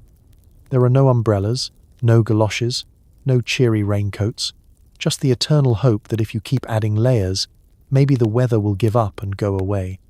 Hats and headgear offer only partial salvation. In winter, you're fitted with a fur cap so warm it could double as a sauna, but it also guarantees you'll have hat hair until spring. In summer, you wear a wide-brimmed straw hat that provides about as much protection as wishful thinking. If you're especially unlucky, you get caught in a sudden storm, your hat soaks through, your feathers wilt, and your carefully constructed hairstyle collapses into a medieval impression of a startled goose. And then there's the mud. Mud everywhere. On your shoes, on your cloak, on the hem of your expensive imported tunic.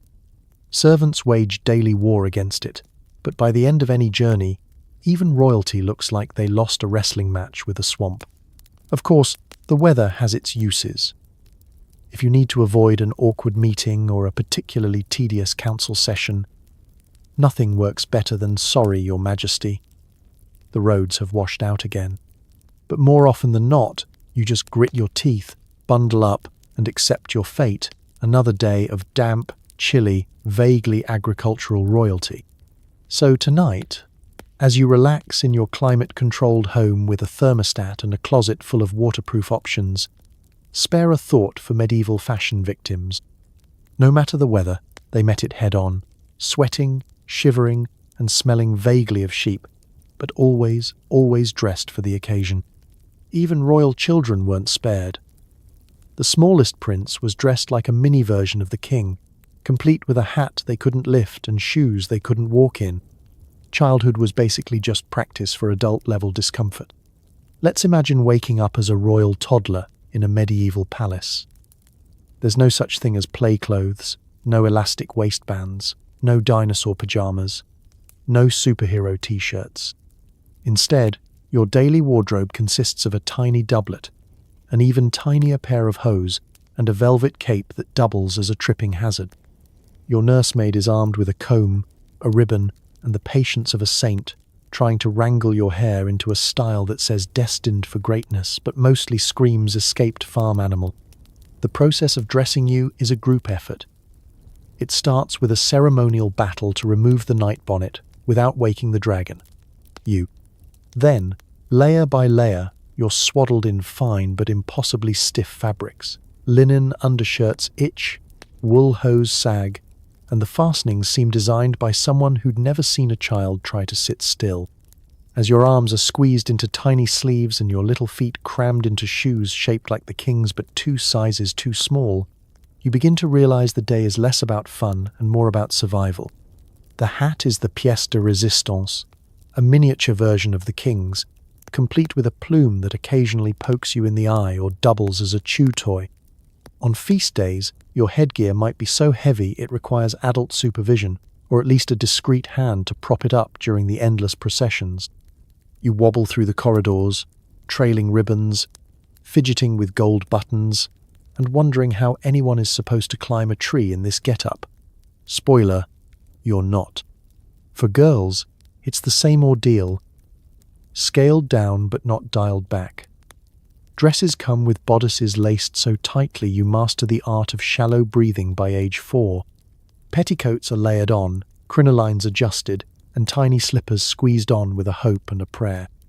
Add in a starched ruff or decorative cap, and you're ready to pose for a portrait that will haunt future generations.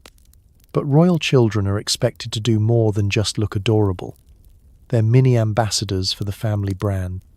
You're trotted out at banquets, presented to visiting dignitaries, and forced to demonstrate graceful comportment, which mostly means standing very still and not picking your nose.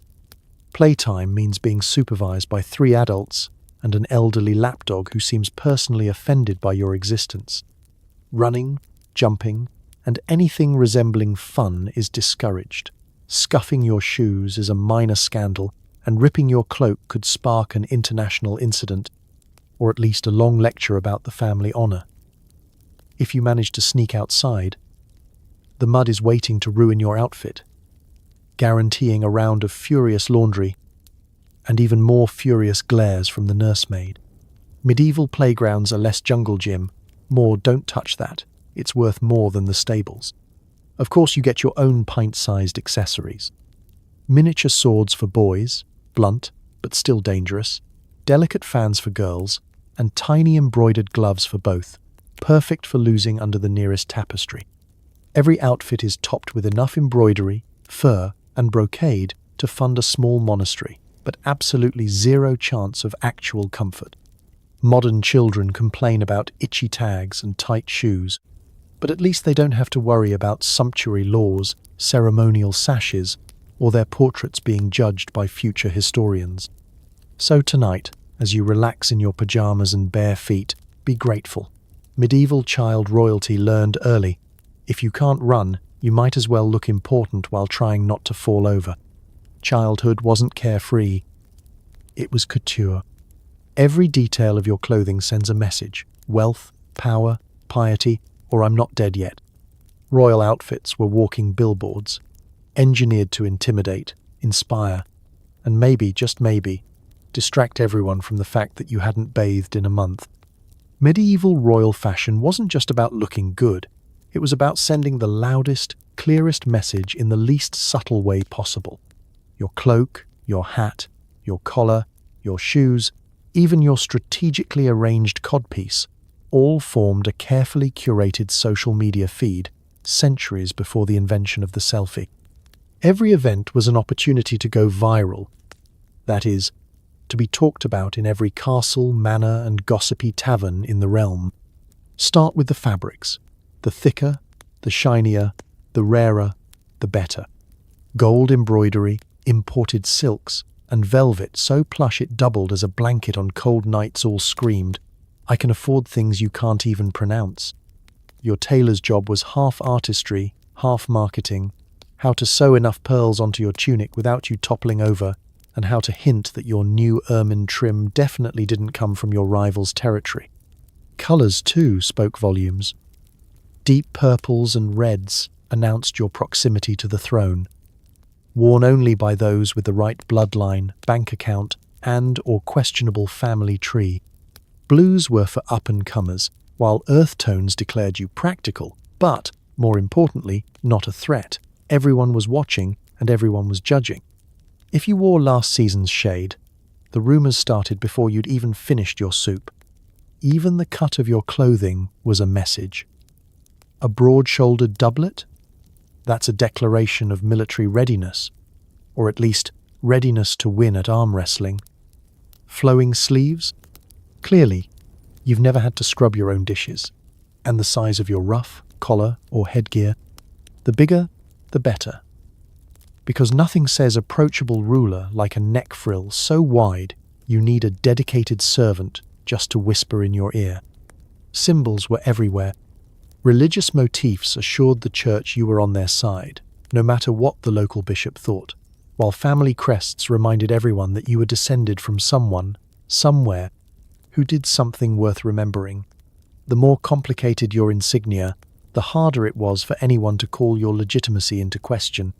In times of peace, you wore dove-shaped pins. In times of war, your tunic might feature lions, swords, or a politely understated skull. For public appearances, nothing was left to chance. Royal advisors held lengthy debates about whether you should wear your benevolent monarch robe or your ready-to-conquer France cloak.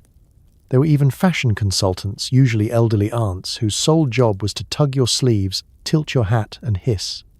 You're not going out like that, are you? And it wasn't just about impressing your own people.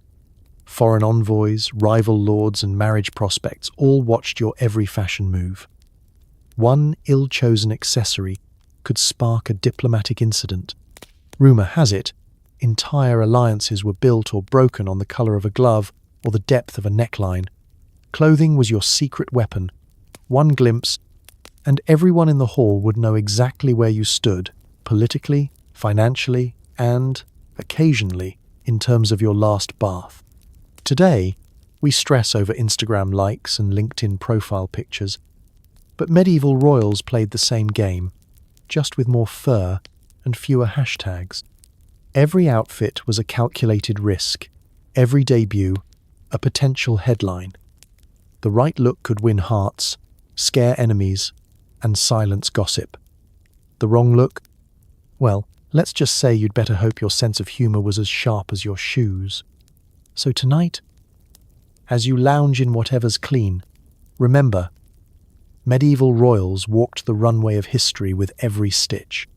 Fashion was never just about clothing, it was a performance, a power play, and a perpetual attempt to outdress, outshine, and outlast everyone else in the room. Royal clothing required cleaning, theoretically. In reality, laundry day meant sending your entire wardrobe out for months at a time, only to have it return slightly less grimy and with a strong whiff of river water and defeat.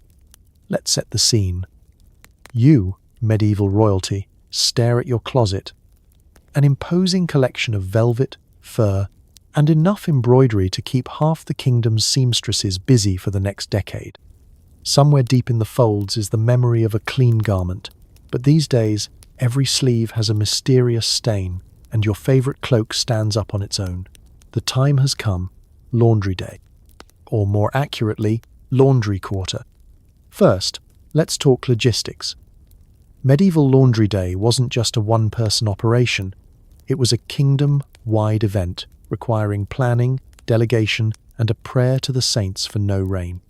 Royal laundry was overseen by a battalion of washerwomen, each armed with wooden paddles, tubs, and the 1,000-yard stare of someone who has seen things you wouldn't wish on your worst enemy's doublet. They gathered at the riverbank, ready to wage war on dirt, wine, gravy, and the general grime that comes from living in a castle built before indoor plumbing. If you were lucky, your linens were cleaned 2 or 3 times a year. For outer garments, cloaks, doublets, fur-lined everything, washing was a last resort. Instead, clothes were freshened up by airing them out in the sun, beating them with sticks, and sprinkling them with lavender or rosemary to mask the undeniable scent of medieval ambition.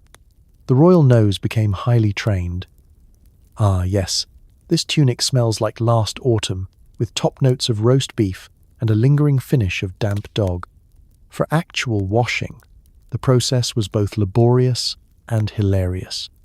Delicate items might be gently rinsed in warm water, while anything truly offensive got boiled in lye soap, a concoction so potent it could dissolve dirt, pride, and possibly part of your family tree.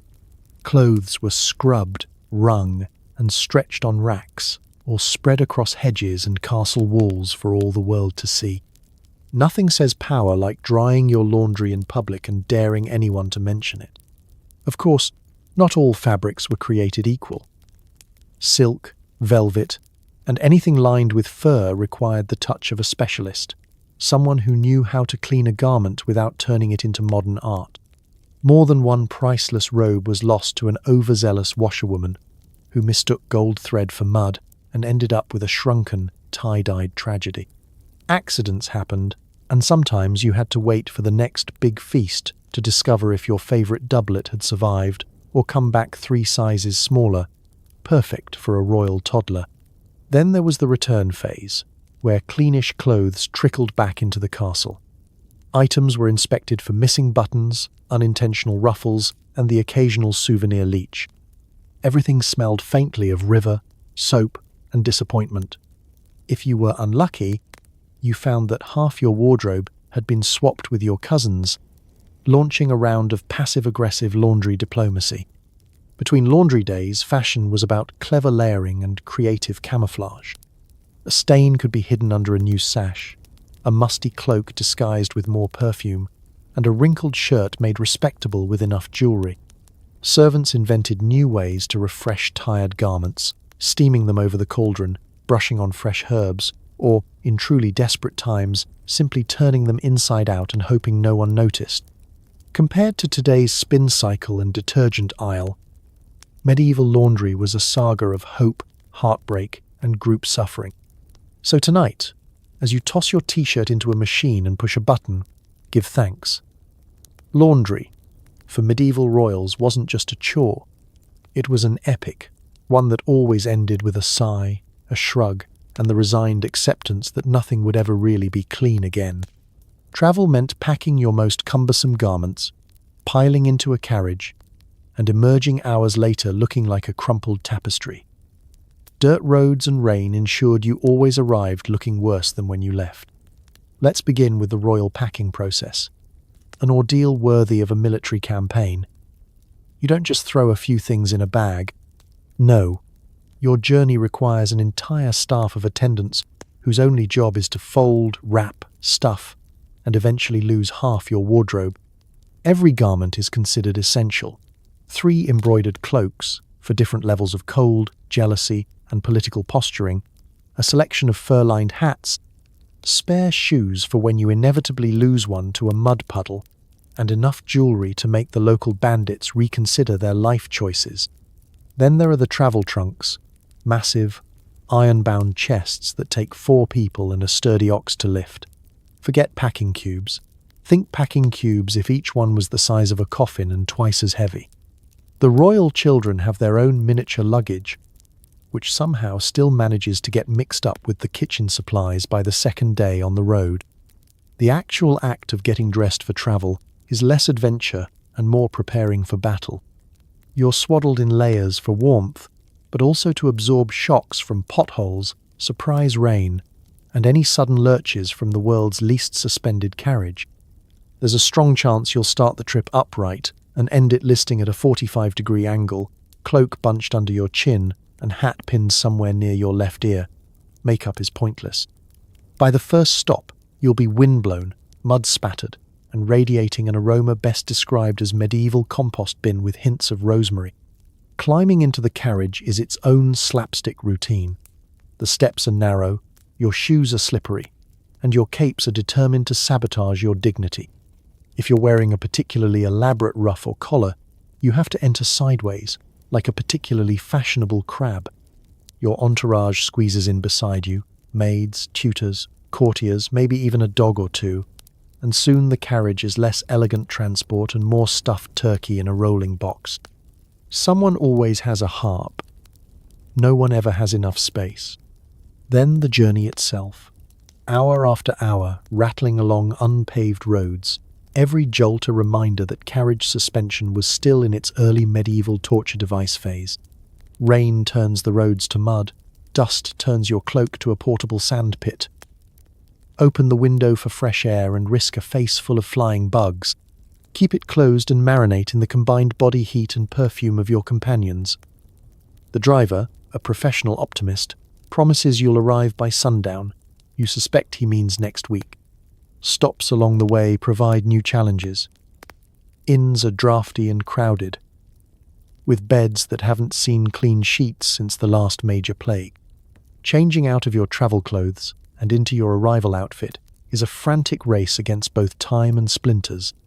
Nothing ever fits quite right after a carriage ride, so you emerge looking less like a regal monarch and more like you've survived a minor shipwreck. And when you finally arrive at your destination, palace, castle, or suspiciously distant cousin's wedding, you're greeted by an audience eager to judge your fashion choices. Capes are wrinkled, hats are bent, shoes are caked with something best not identified. Your grand entrance is less noble procession and more muddy stumble punctuated by the tragic loss of a shoe. So tonight, as you pack your modest suitcase or hop in your car, spare a thought for the medieval traveller. Royalty may have travelled in style, but style had a funny way of disappearing somewhere between the carriage and the castle gates, leaving only misery, mud, and the eternal question, why did I pack the fur hat? Again. Did stuffing your sleeves with herbs keep away the plague? Maybe. Did anyone look good doing it? Not a chance. Sometimes, fashion trends were started by desperate attempts to avoid death, and just as often, they failed spectacularly. Let's set the mood. It's the 14th century, and rumours of illness waft through the castle faster than the latest gossip about the Duke's embarrassing dance moves. You wake up to the sound of bell ringers and distant wailing, and your first thought isn't, what should I wear today? But, how do I not die today? In a world without germ theory, medieval people blamed bad air, angry saints, and occasionally foreigners with suspicious hats for every cough, sniffle, and epidemic. Enter fashion as survival strategy. The royal wardrobe expands overnight as courtiers compete to outdo each other in the herb department. People stuff lavender, rosemary, mint, and anything else that smells vaguely like not death into their sleeves, collars, and even their shoes. Noblewomen glide through the halls jingling with pomanders, small metal balls packed with sweet-smelling herbs, like walking spice racks. The men? They hang sachets of camphor from their belts and insist, with straight faces, that it's very masculine. Hats and hoods become more than a fashion statement. The famous plague doctor look, the beaked mask stuffed with herbs, was usually reserved for the unfortunate physician, but royal circles had their own version. Picture the latest banquet, a room full of people trying to make casual conversation, their faces half hidden by veils soaked in vinegar or honey. No one knows if it works, but everyone agrees it smells better than the alternative, which is to say, slightly less like death warmed over. Of course, some trends got out of hand. Cloaks were designed with deep pockets, not for convenience, but for extra room to carry anti-plague sachets, pressed flowers, and the occasional lucky rabbit's foot. Jewelry designers introduced charm chains, necklaces loaded with tiny glass bottles filled with perfumes and alleged antidotes. The more bottles you wore, the more you looked like a slightly desperate apothecary, but at least you had a plausible excuse for avoiding hugs. Every new outbreak brought fresh innovation. People sewed magical symbols into their clothes, pinned religious medals inside their hats, and embroidered prayers around the hems of their sleeves. Protect me from pestilence became the medieval equivalent of the modern live, laugh, love wall art. If you could stitch it, wear it, or dangle it from a brooch, it was fair game. None of this, of course, actually worked. But in a world where hope was sometimes the best medicine, the placebo effect had real power. There was always one unfortunate soul who took things too far. The knight who wore a full garlic garland to a feast and was seated by the open window for the rest of his life, or the duchess whose pomander broke open in the middle of mass, sending a cloud of herbal debris through the choir stalls. For every tale of someone miraculously avoiding disease, There were a dozen about fainting from the fumes, tripping over a lucky charm, or catching fire from a heavily perfumed sleeve near an open flame. In hindsight, medieval fashion in the age of disease was part desperation, part performance art. Each layer, herb and amulet told the world, I am taking this seriously, even if I look ridiculous. The real miracle? That anyone survived long enough to pass their questionable fashion sense down to the next generation.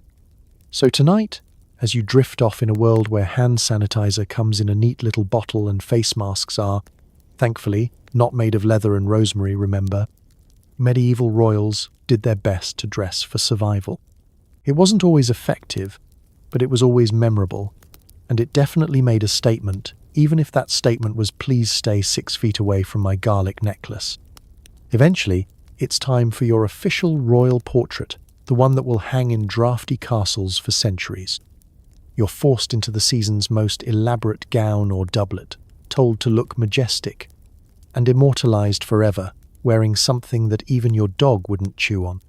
Portrait Day is a special brand of torture, reserved for those who have everything, except, apparently, a say in what they're about to wear.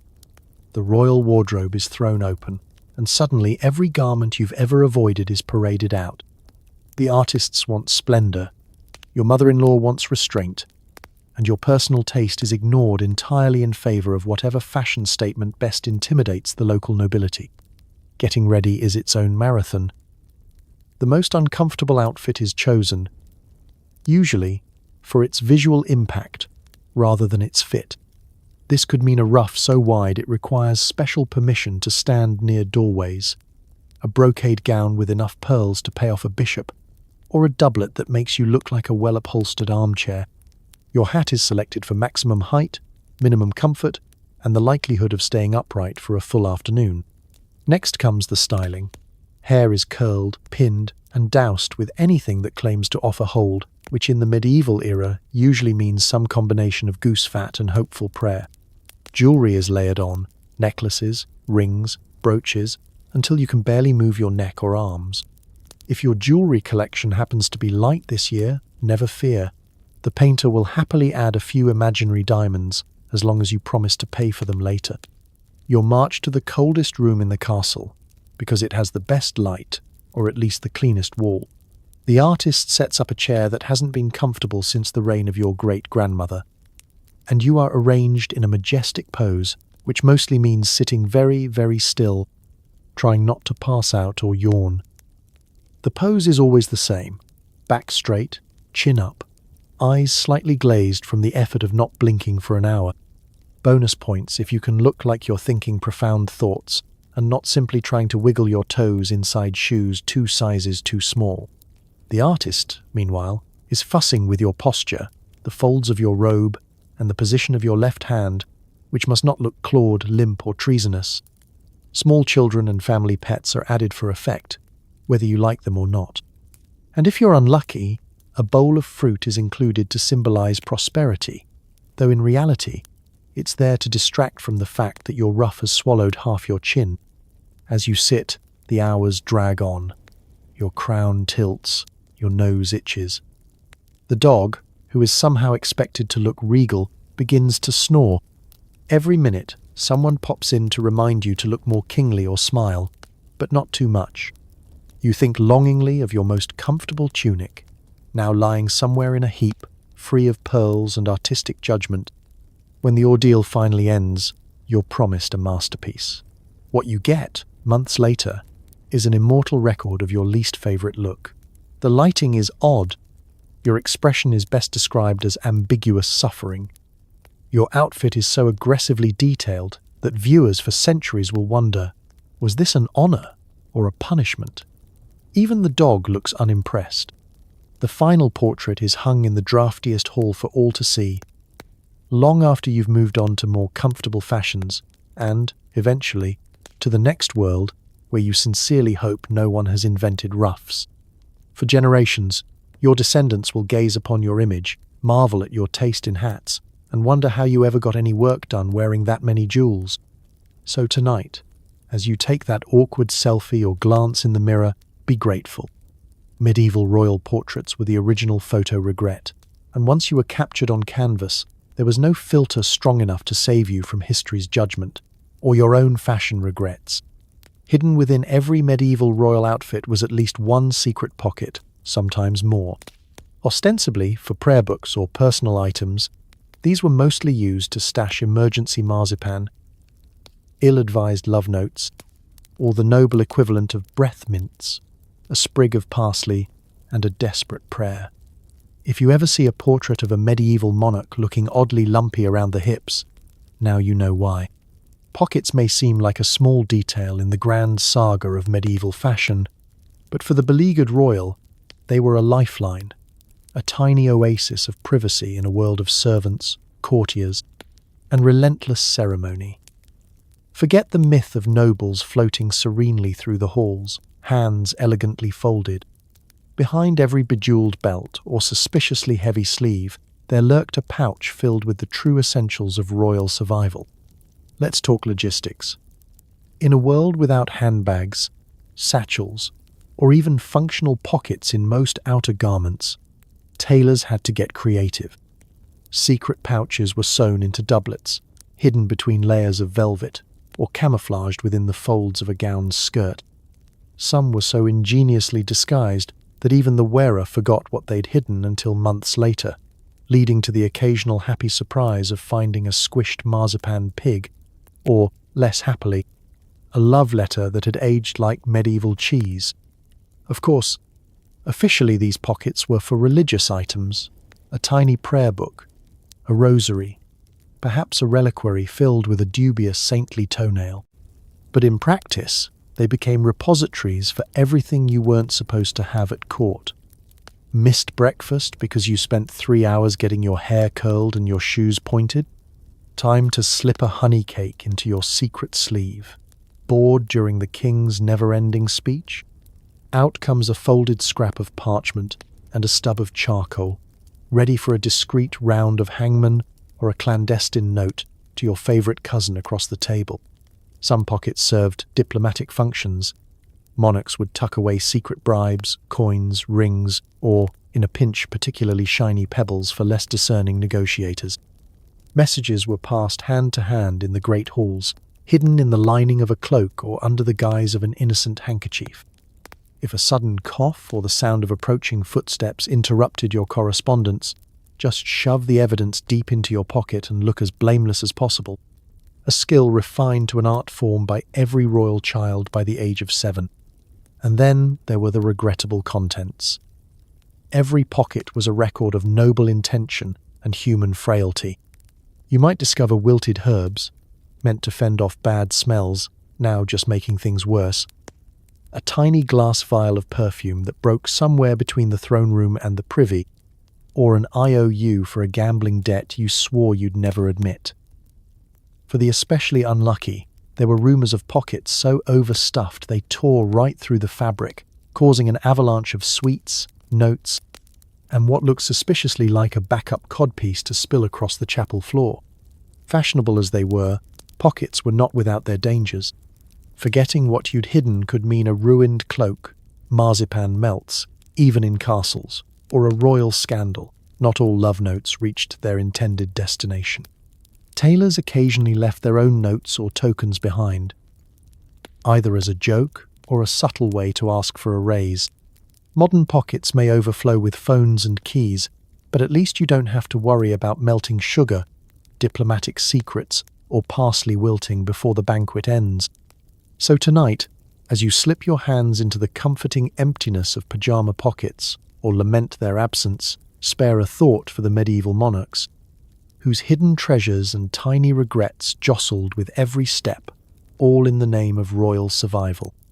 The next time you see a lumpy portrait in a castle gallery, just remember, greatness is often hidden in the details and occasionally in a pocket full of snacks. Royalty never shopped alone. Getting fitted for a new doublet or gown was a full-court drama, starring you, 6 nervous tailors, and at least 2 bored dogs. Every adjustment meant a debate about the latest Italian style, and a lot of awkward silence as a stranger measured your inseam. Heaven help you if you gain weight between commission and completion. That's an entire subplot of royal embarrassment. Let's picture the royal fitting room, a cavernous chamber somewhere near the heart of the castle, hung with half-finished dresses and fabric bolts draped like the world's most judgmental curtains.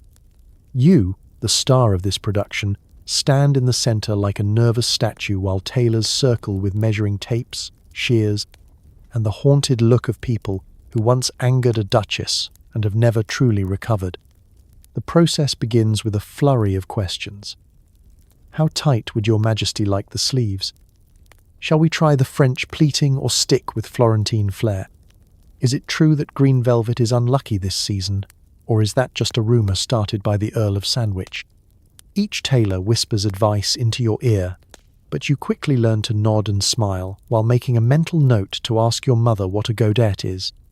The measuring stage is its own ordeal. 6 sets of cold hands swoop in, each trying to get the most accurate number for your waist, chest, neck, arms, and, unfortunately, inseam.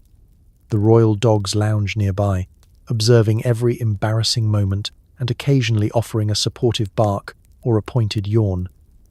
Your dignity is packed away, along with your last comfortable tunic. The worst part? The Royal Measurements Ledger, a massive book that records your fluctuating size for generations to come. Lose weight and your tailor looks smug. Gain weight and it's suddenly a family emergency, with an emergency council to discuss new gussets and the strategic use of pleats. Fittings are never private. Every new commission is a group affair. Your mother, your most opinionated aunt, your least favourite cousin, and a smattering of court ladies have all assembled to weigh in on fabric choices and critique your posture.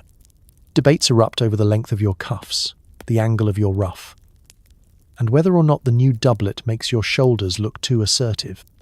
Italian fashion is the gold standard this year, which means everyone pretends to understand what bias cut means while secretly hoping the tailor just makes something that doesn't itch. For the tailors, it's an exercise in survival. They nod, agree, and suggest minor alterations that will please everyone and offend no one. A diplomatic tightrope walk that could rival any treaty negotiation. They keep a straight face as the king insists on an extra inch of fur trim, the queen demands more pearls, and you quietly ask if there's any way to make the hose less existentially revealing. Heaven forbid you gain weight after the first fitting. The new seam allowances are discussed like battlefield reinforcements, and your tailor's hairline visibly retreats. There's also the looming spectre of the reveal. After weeks, or months, of sewing, you stand in front of the assembled court as the tailor presents the finished garment. Too tight? Scandal. Too loose? Disgrace. Just right. The tailor is permitted to live another season and maybe even get paid on time. Tailors develop special coping strategies. Hidden pins, secret pockets, and a sixth sense for royal mood swings. Some leave little messages inside seams, tiny prayers, lucky charms, or even apologies for what the garment is about to do to your ability to sit comfortably. So tonight, as you throw on your softest pajamas, no audience, no measurements, no terrified tailor lurking in the corner, spare a thought for the medieval fitting room. Fashion wasn't just about looking good.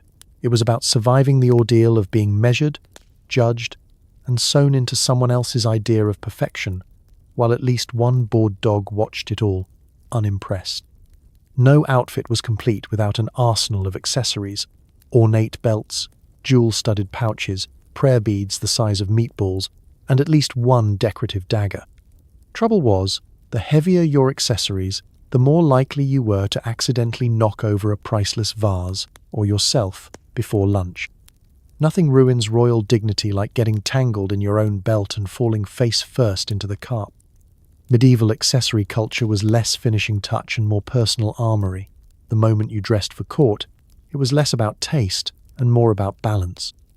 You started with a simple belt, leather, maybe with a bit of brass, perhaps a carved buckle. But simplicity had a short shelf life in the royal wardrobe. The belt soon sprouted golden studs, silver filigree, velvet panels, and at least one dangling ornament shaped like a griffin or suspiciously wide-eyed saint. Add a pouch or three. Royalty could not simply carry a coin purse like a commoner. No, you had to have pouches for coins, pouches for handkerchiefs, pouches for the little prayer books you never actually read, and pouches for secret snacks.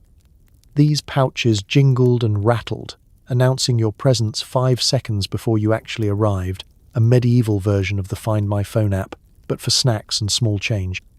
The more pouches you had, the more you resembled a wandering merchant, or, on a bad day, a walking Christmas tree. Then came the prayer beads, also known as rosaries, which in royal circles were sized for maximum effect. Forget discreet strands. We're talking strings so heavy and so bejeweled, you could use them to knock out a small mammal, or at least a rival baron. Clutching your beads was supposed to signal piety and devotion, but it was also handy if you needed an excuse to avoid small talk or a discreet weapon in a crisis. A rosary the size of meatballs was both a status symbol and a tripping hazard. No medieval ensemble was complete without a dagger, preferably jeweled, ornate, and totally impractical for actual defense. The decorative dagger wasn't about self-protection. It was about announcing your willingness to defend your honor at a moment's notice, assuming you could get it unstrapped from your belt before your opponent finished laughing. Occasionally, these daggers would get caught in your cloak, your belt, or if you were especially unlucky, your own leg. Many a medieval prince learned the hard way that nothing says fearless leader like having to be untangled by a servant before you can flee the banquet hall. And then there were the novelty accessories: royal seals, perfume bottles, tiny mirrors, and, for the very fashionable, a folding fan or miniature hourglass. Every item weighed more than it looked and had the potential to either enhance your look or send you sprawling headfirst into the nearest tapestry. Fashion was a contact sport, and the first casualty was always dignity. Let's not forget the accidental chaos. Getting too close to a priceless vase? There goes the Ming dynasty. Turning sharply in a crowded hallway? You've swept a footman into the next century with your blinged-out belt.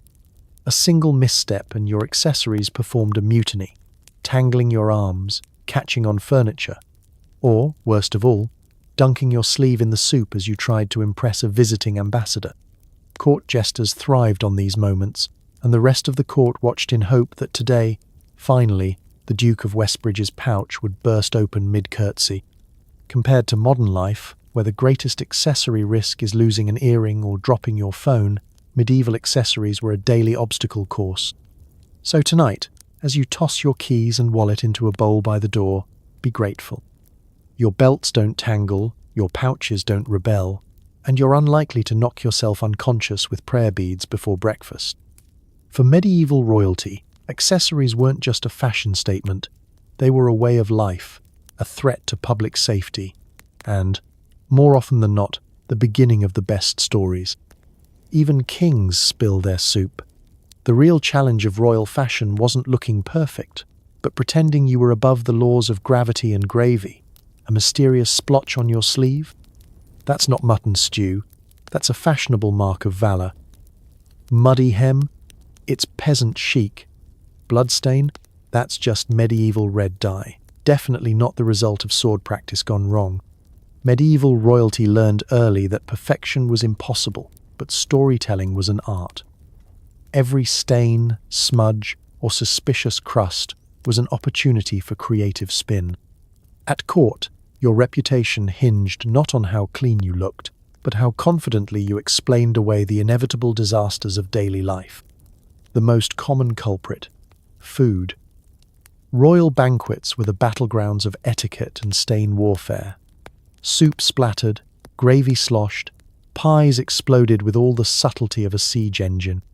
Forks existed, but so did fingers, and napkins were mostly decorative suggestions. If you emerged from dinner without at least one new splotch on your doublet, you were either very skilled or very hungry. But for every splatter, there was a story. Drop a meatball on your lap? Announce that it's a new Italian trend: meatball marbling. Spill red wine down your tunic? That's a Burgundian flourish, especially in candlelight. If anyone dares question your fashion, Remind them that only the truly noble can afford to wear their meals as abstract art. Mud, too, was an inescapable part of royal fashion. Medieval castles were surrounded by moats, gardens, and the occasional poorly placed pig pen. Even the most elegant procession from carriage to great hall risked a decorative splash of mud up your cape or hem. The trick was to pretend it was deliberate.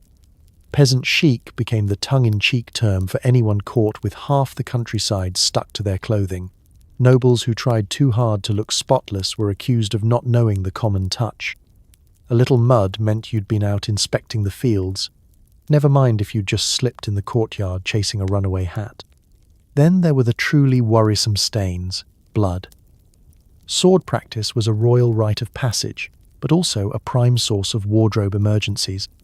The next time someone spots a suspicious red streak on your sleeve, you just sigh. Ah yes, the latest Venetian dye. Impossible to get out, but worth every ducat. For larger stains, simply layer on more embroidery, or drape a conveniently placed cloak. If anyone is bold enough to ask, treat them to a long, rambling story about heroic duels, dragon encounters, or a tragic berry-picking accident. Sometimes, the stains had mysterious origins. An unidentifiable blob, a crusty patch that could be anything from gravy to pigeon droppings. In these cases, creativity peaked. That's a ceremonial blessing from the Archbishop, you declare. Quite rare, quite sacred. If you're feeling mischievous, suggest that your splotches are part of an elaborate code, messages for spies, or the result of a secret society initiation. The less sense it makes, the less likely anyone is to argue. Let's not forget the perfumes and sachets meant to mask the more aromatic evidence of a long day. Sometimes, all the lavender in Christendom couldn't hide the truth, but as long as you delivered your excuse with enough gravitas, you'd be fine. In fact, owning your stains with flair often earned more respect than trying to hide them. There's even a legend of a queen who embroidered flowers around a persistent ink stain, claiming it symbolized her unfading wit. It became the next season's must-have. So tonight, as you toss your sauce-stained t-shirt into the wash with a shrug, remember, medieval royals turned their messes into stories, their disasters into trends, and their stains into marks of character. In the end, the best accessory was never spotless silk, but the confidence to pretend that gravy was, and always had been, a sign of greatness.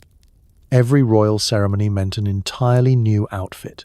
Coronations, weddings, festivals, peace treaties, and, occasionally, executions you'd rather skip. Each occasion had its own unwritten dress code, usually as heavy and uncomfortable as humanly possible. One false step, and you risked not just public humiliation, but accidentally launching yourself into sainthood by fainting during Mass. If medieval life was already a parade of itchy collars and suspicious stains, ceremonial days were the Olympics of discomfort. Dressing up for a royal event wasn't just about looking your best. It was a test of endurance, strategy, and pain tolerance that would humble most modern athletes. The unwritten rule? The more important the event, the more layers you were expected to wear. It's hard to look divine when you're sweating through 3 chemises and 2 embroidered surcoats. But apparently that was part of the charm. Let's start with the big one, coronations. You might think the most stressful part of being crowned king or queen would be the actual ruling, but no. The real danger was wardrobe related. The coronation robe was designed for spectacle, not movement. It trailed behind you for yards, heavy with jewels, gold thread, and the pelts of enough small animals to start your own woodland ecosystem. The weight alone could cause a modest back injury, but don't even think about asking for a lighter version. Tradition is tradition, and besides, the extra fabric helped if you needed to disguise a fainting spell. Weddings were no better. Brides and grooms were swaddled in brocade, silk, and layers upon layers of symbolism. Every ribbon and jewel had a meaning. Fertility, loyalty, piety, or just look how much my family can afford. Walking down the aisle required advanced planning and, ideally, two strong friends stationed on either side to steady you in case your shoes tried to stage an escape. Festivals and feast days brought out the real experimental side of royal fashion. Out came the festive colours, scarlets, purples, golds, each one pricier than the last. Outfits were stitched with bells, charms, and anything that glittered or jingled, just in case you needed to signal for help when you got stuck in a doorway. If you were lucky, you'd get to ride in a parade, perched uncomfortably on a horse, or, more likely, standing in a cart and trying not to sneeze out of sheer nerves. Religious occasions were a minefield of etiquette and expectation.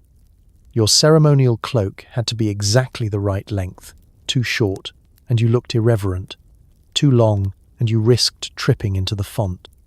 For particularly holy days, your outfit was accessorized with relics, badges, and enough candles to constitute a fire hazard.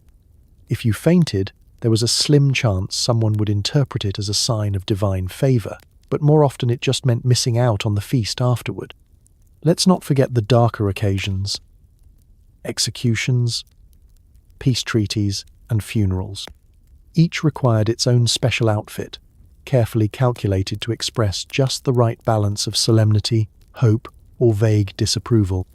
For an execution, you might wear black mourning or red divine justice, but the real challenge was looking appropriately somber while standing in shoes that pinched and a ruff that cut off circulation to your brain. The logistics of ceremonial dress meant an entire wing of the royal household was devoted to storage, repairs, and frantic last-minute alterations. Servants rehearsed cloak-flipping maneuvers, practiced pinning on medals without drawing blood, and whispered prayers that no one would notice the emergency stitching holding the crown jewels in place. So tonight, as you slip into something comfortable, or, more likely, just stay in your pajamas all day, remember the royals who risked life, limb, and basic mobility for every ceremony on the calendar. Ceremonial fashion wasn't about comfort or even style. It was about survival, spectacle, and sometimes becoming a legend by fainting at just the right moment. So, here we are at the end of your royal adventure, still wrapped in 3 layers of imaginary velvet, crown slightly askew, shoes pinching, and dignity mostly intact. If you made it through the day without knocking over a candelabra, tripping on your own codpiece, or accidentally declaring war with your sleeve, congratulations. You survived medieval royal fashion, a world where looking good sometimes came second to just surviving the outfit. Tonight, as you settle into your clean, breathable pajamas, no servants required, no fur capes necessary, maybe take a moment to appreciate the little things: elastic waistbands, t-shirts, clothes that fit on the first try, and the sweet, sweet absence of live weasels sewn into your coat. History is full of people doing their absolute best with what they had, even if what they had was a wardrobe so itchy and over-engineered it could double as a siege engine. Royalty or peasant, medieval life was less about style and more about stubbornness, hope, and a kind of beautiful, ridiculous resilience. These people endured tight collars, suspicious perfumes, and fashion emergencies that make our worst wardrobe malfunctions look like a minor inconvenience. They did it all with humor, creativity, and the deep belief that, if you're going to suffer, you might as well do it in style. So tonight, as you drift off, maybe whisper a quiet thank you to your ancestors who survived lace ruffs, moth infestations, and sumptuary laws, just so you could one day own a hoodie. Because history is proof that people are weird, hopeful, and always, always searching for a way to look a little bit better, even if it means wearing a hat taller than your actual self. Sleep well, dream easy, and may your dreams be filled with outfits that fit, shoes that don't squeak, and absolutely zero surprise codpieces. Good night.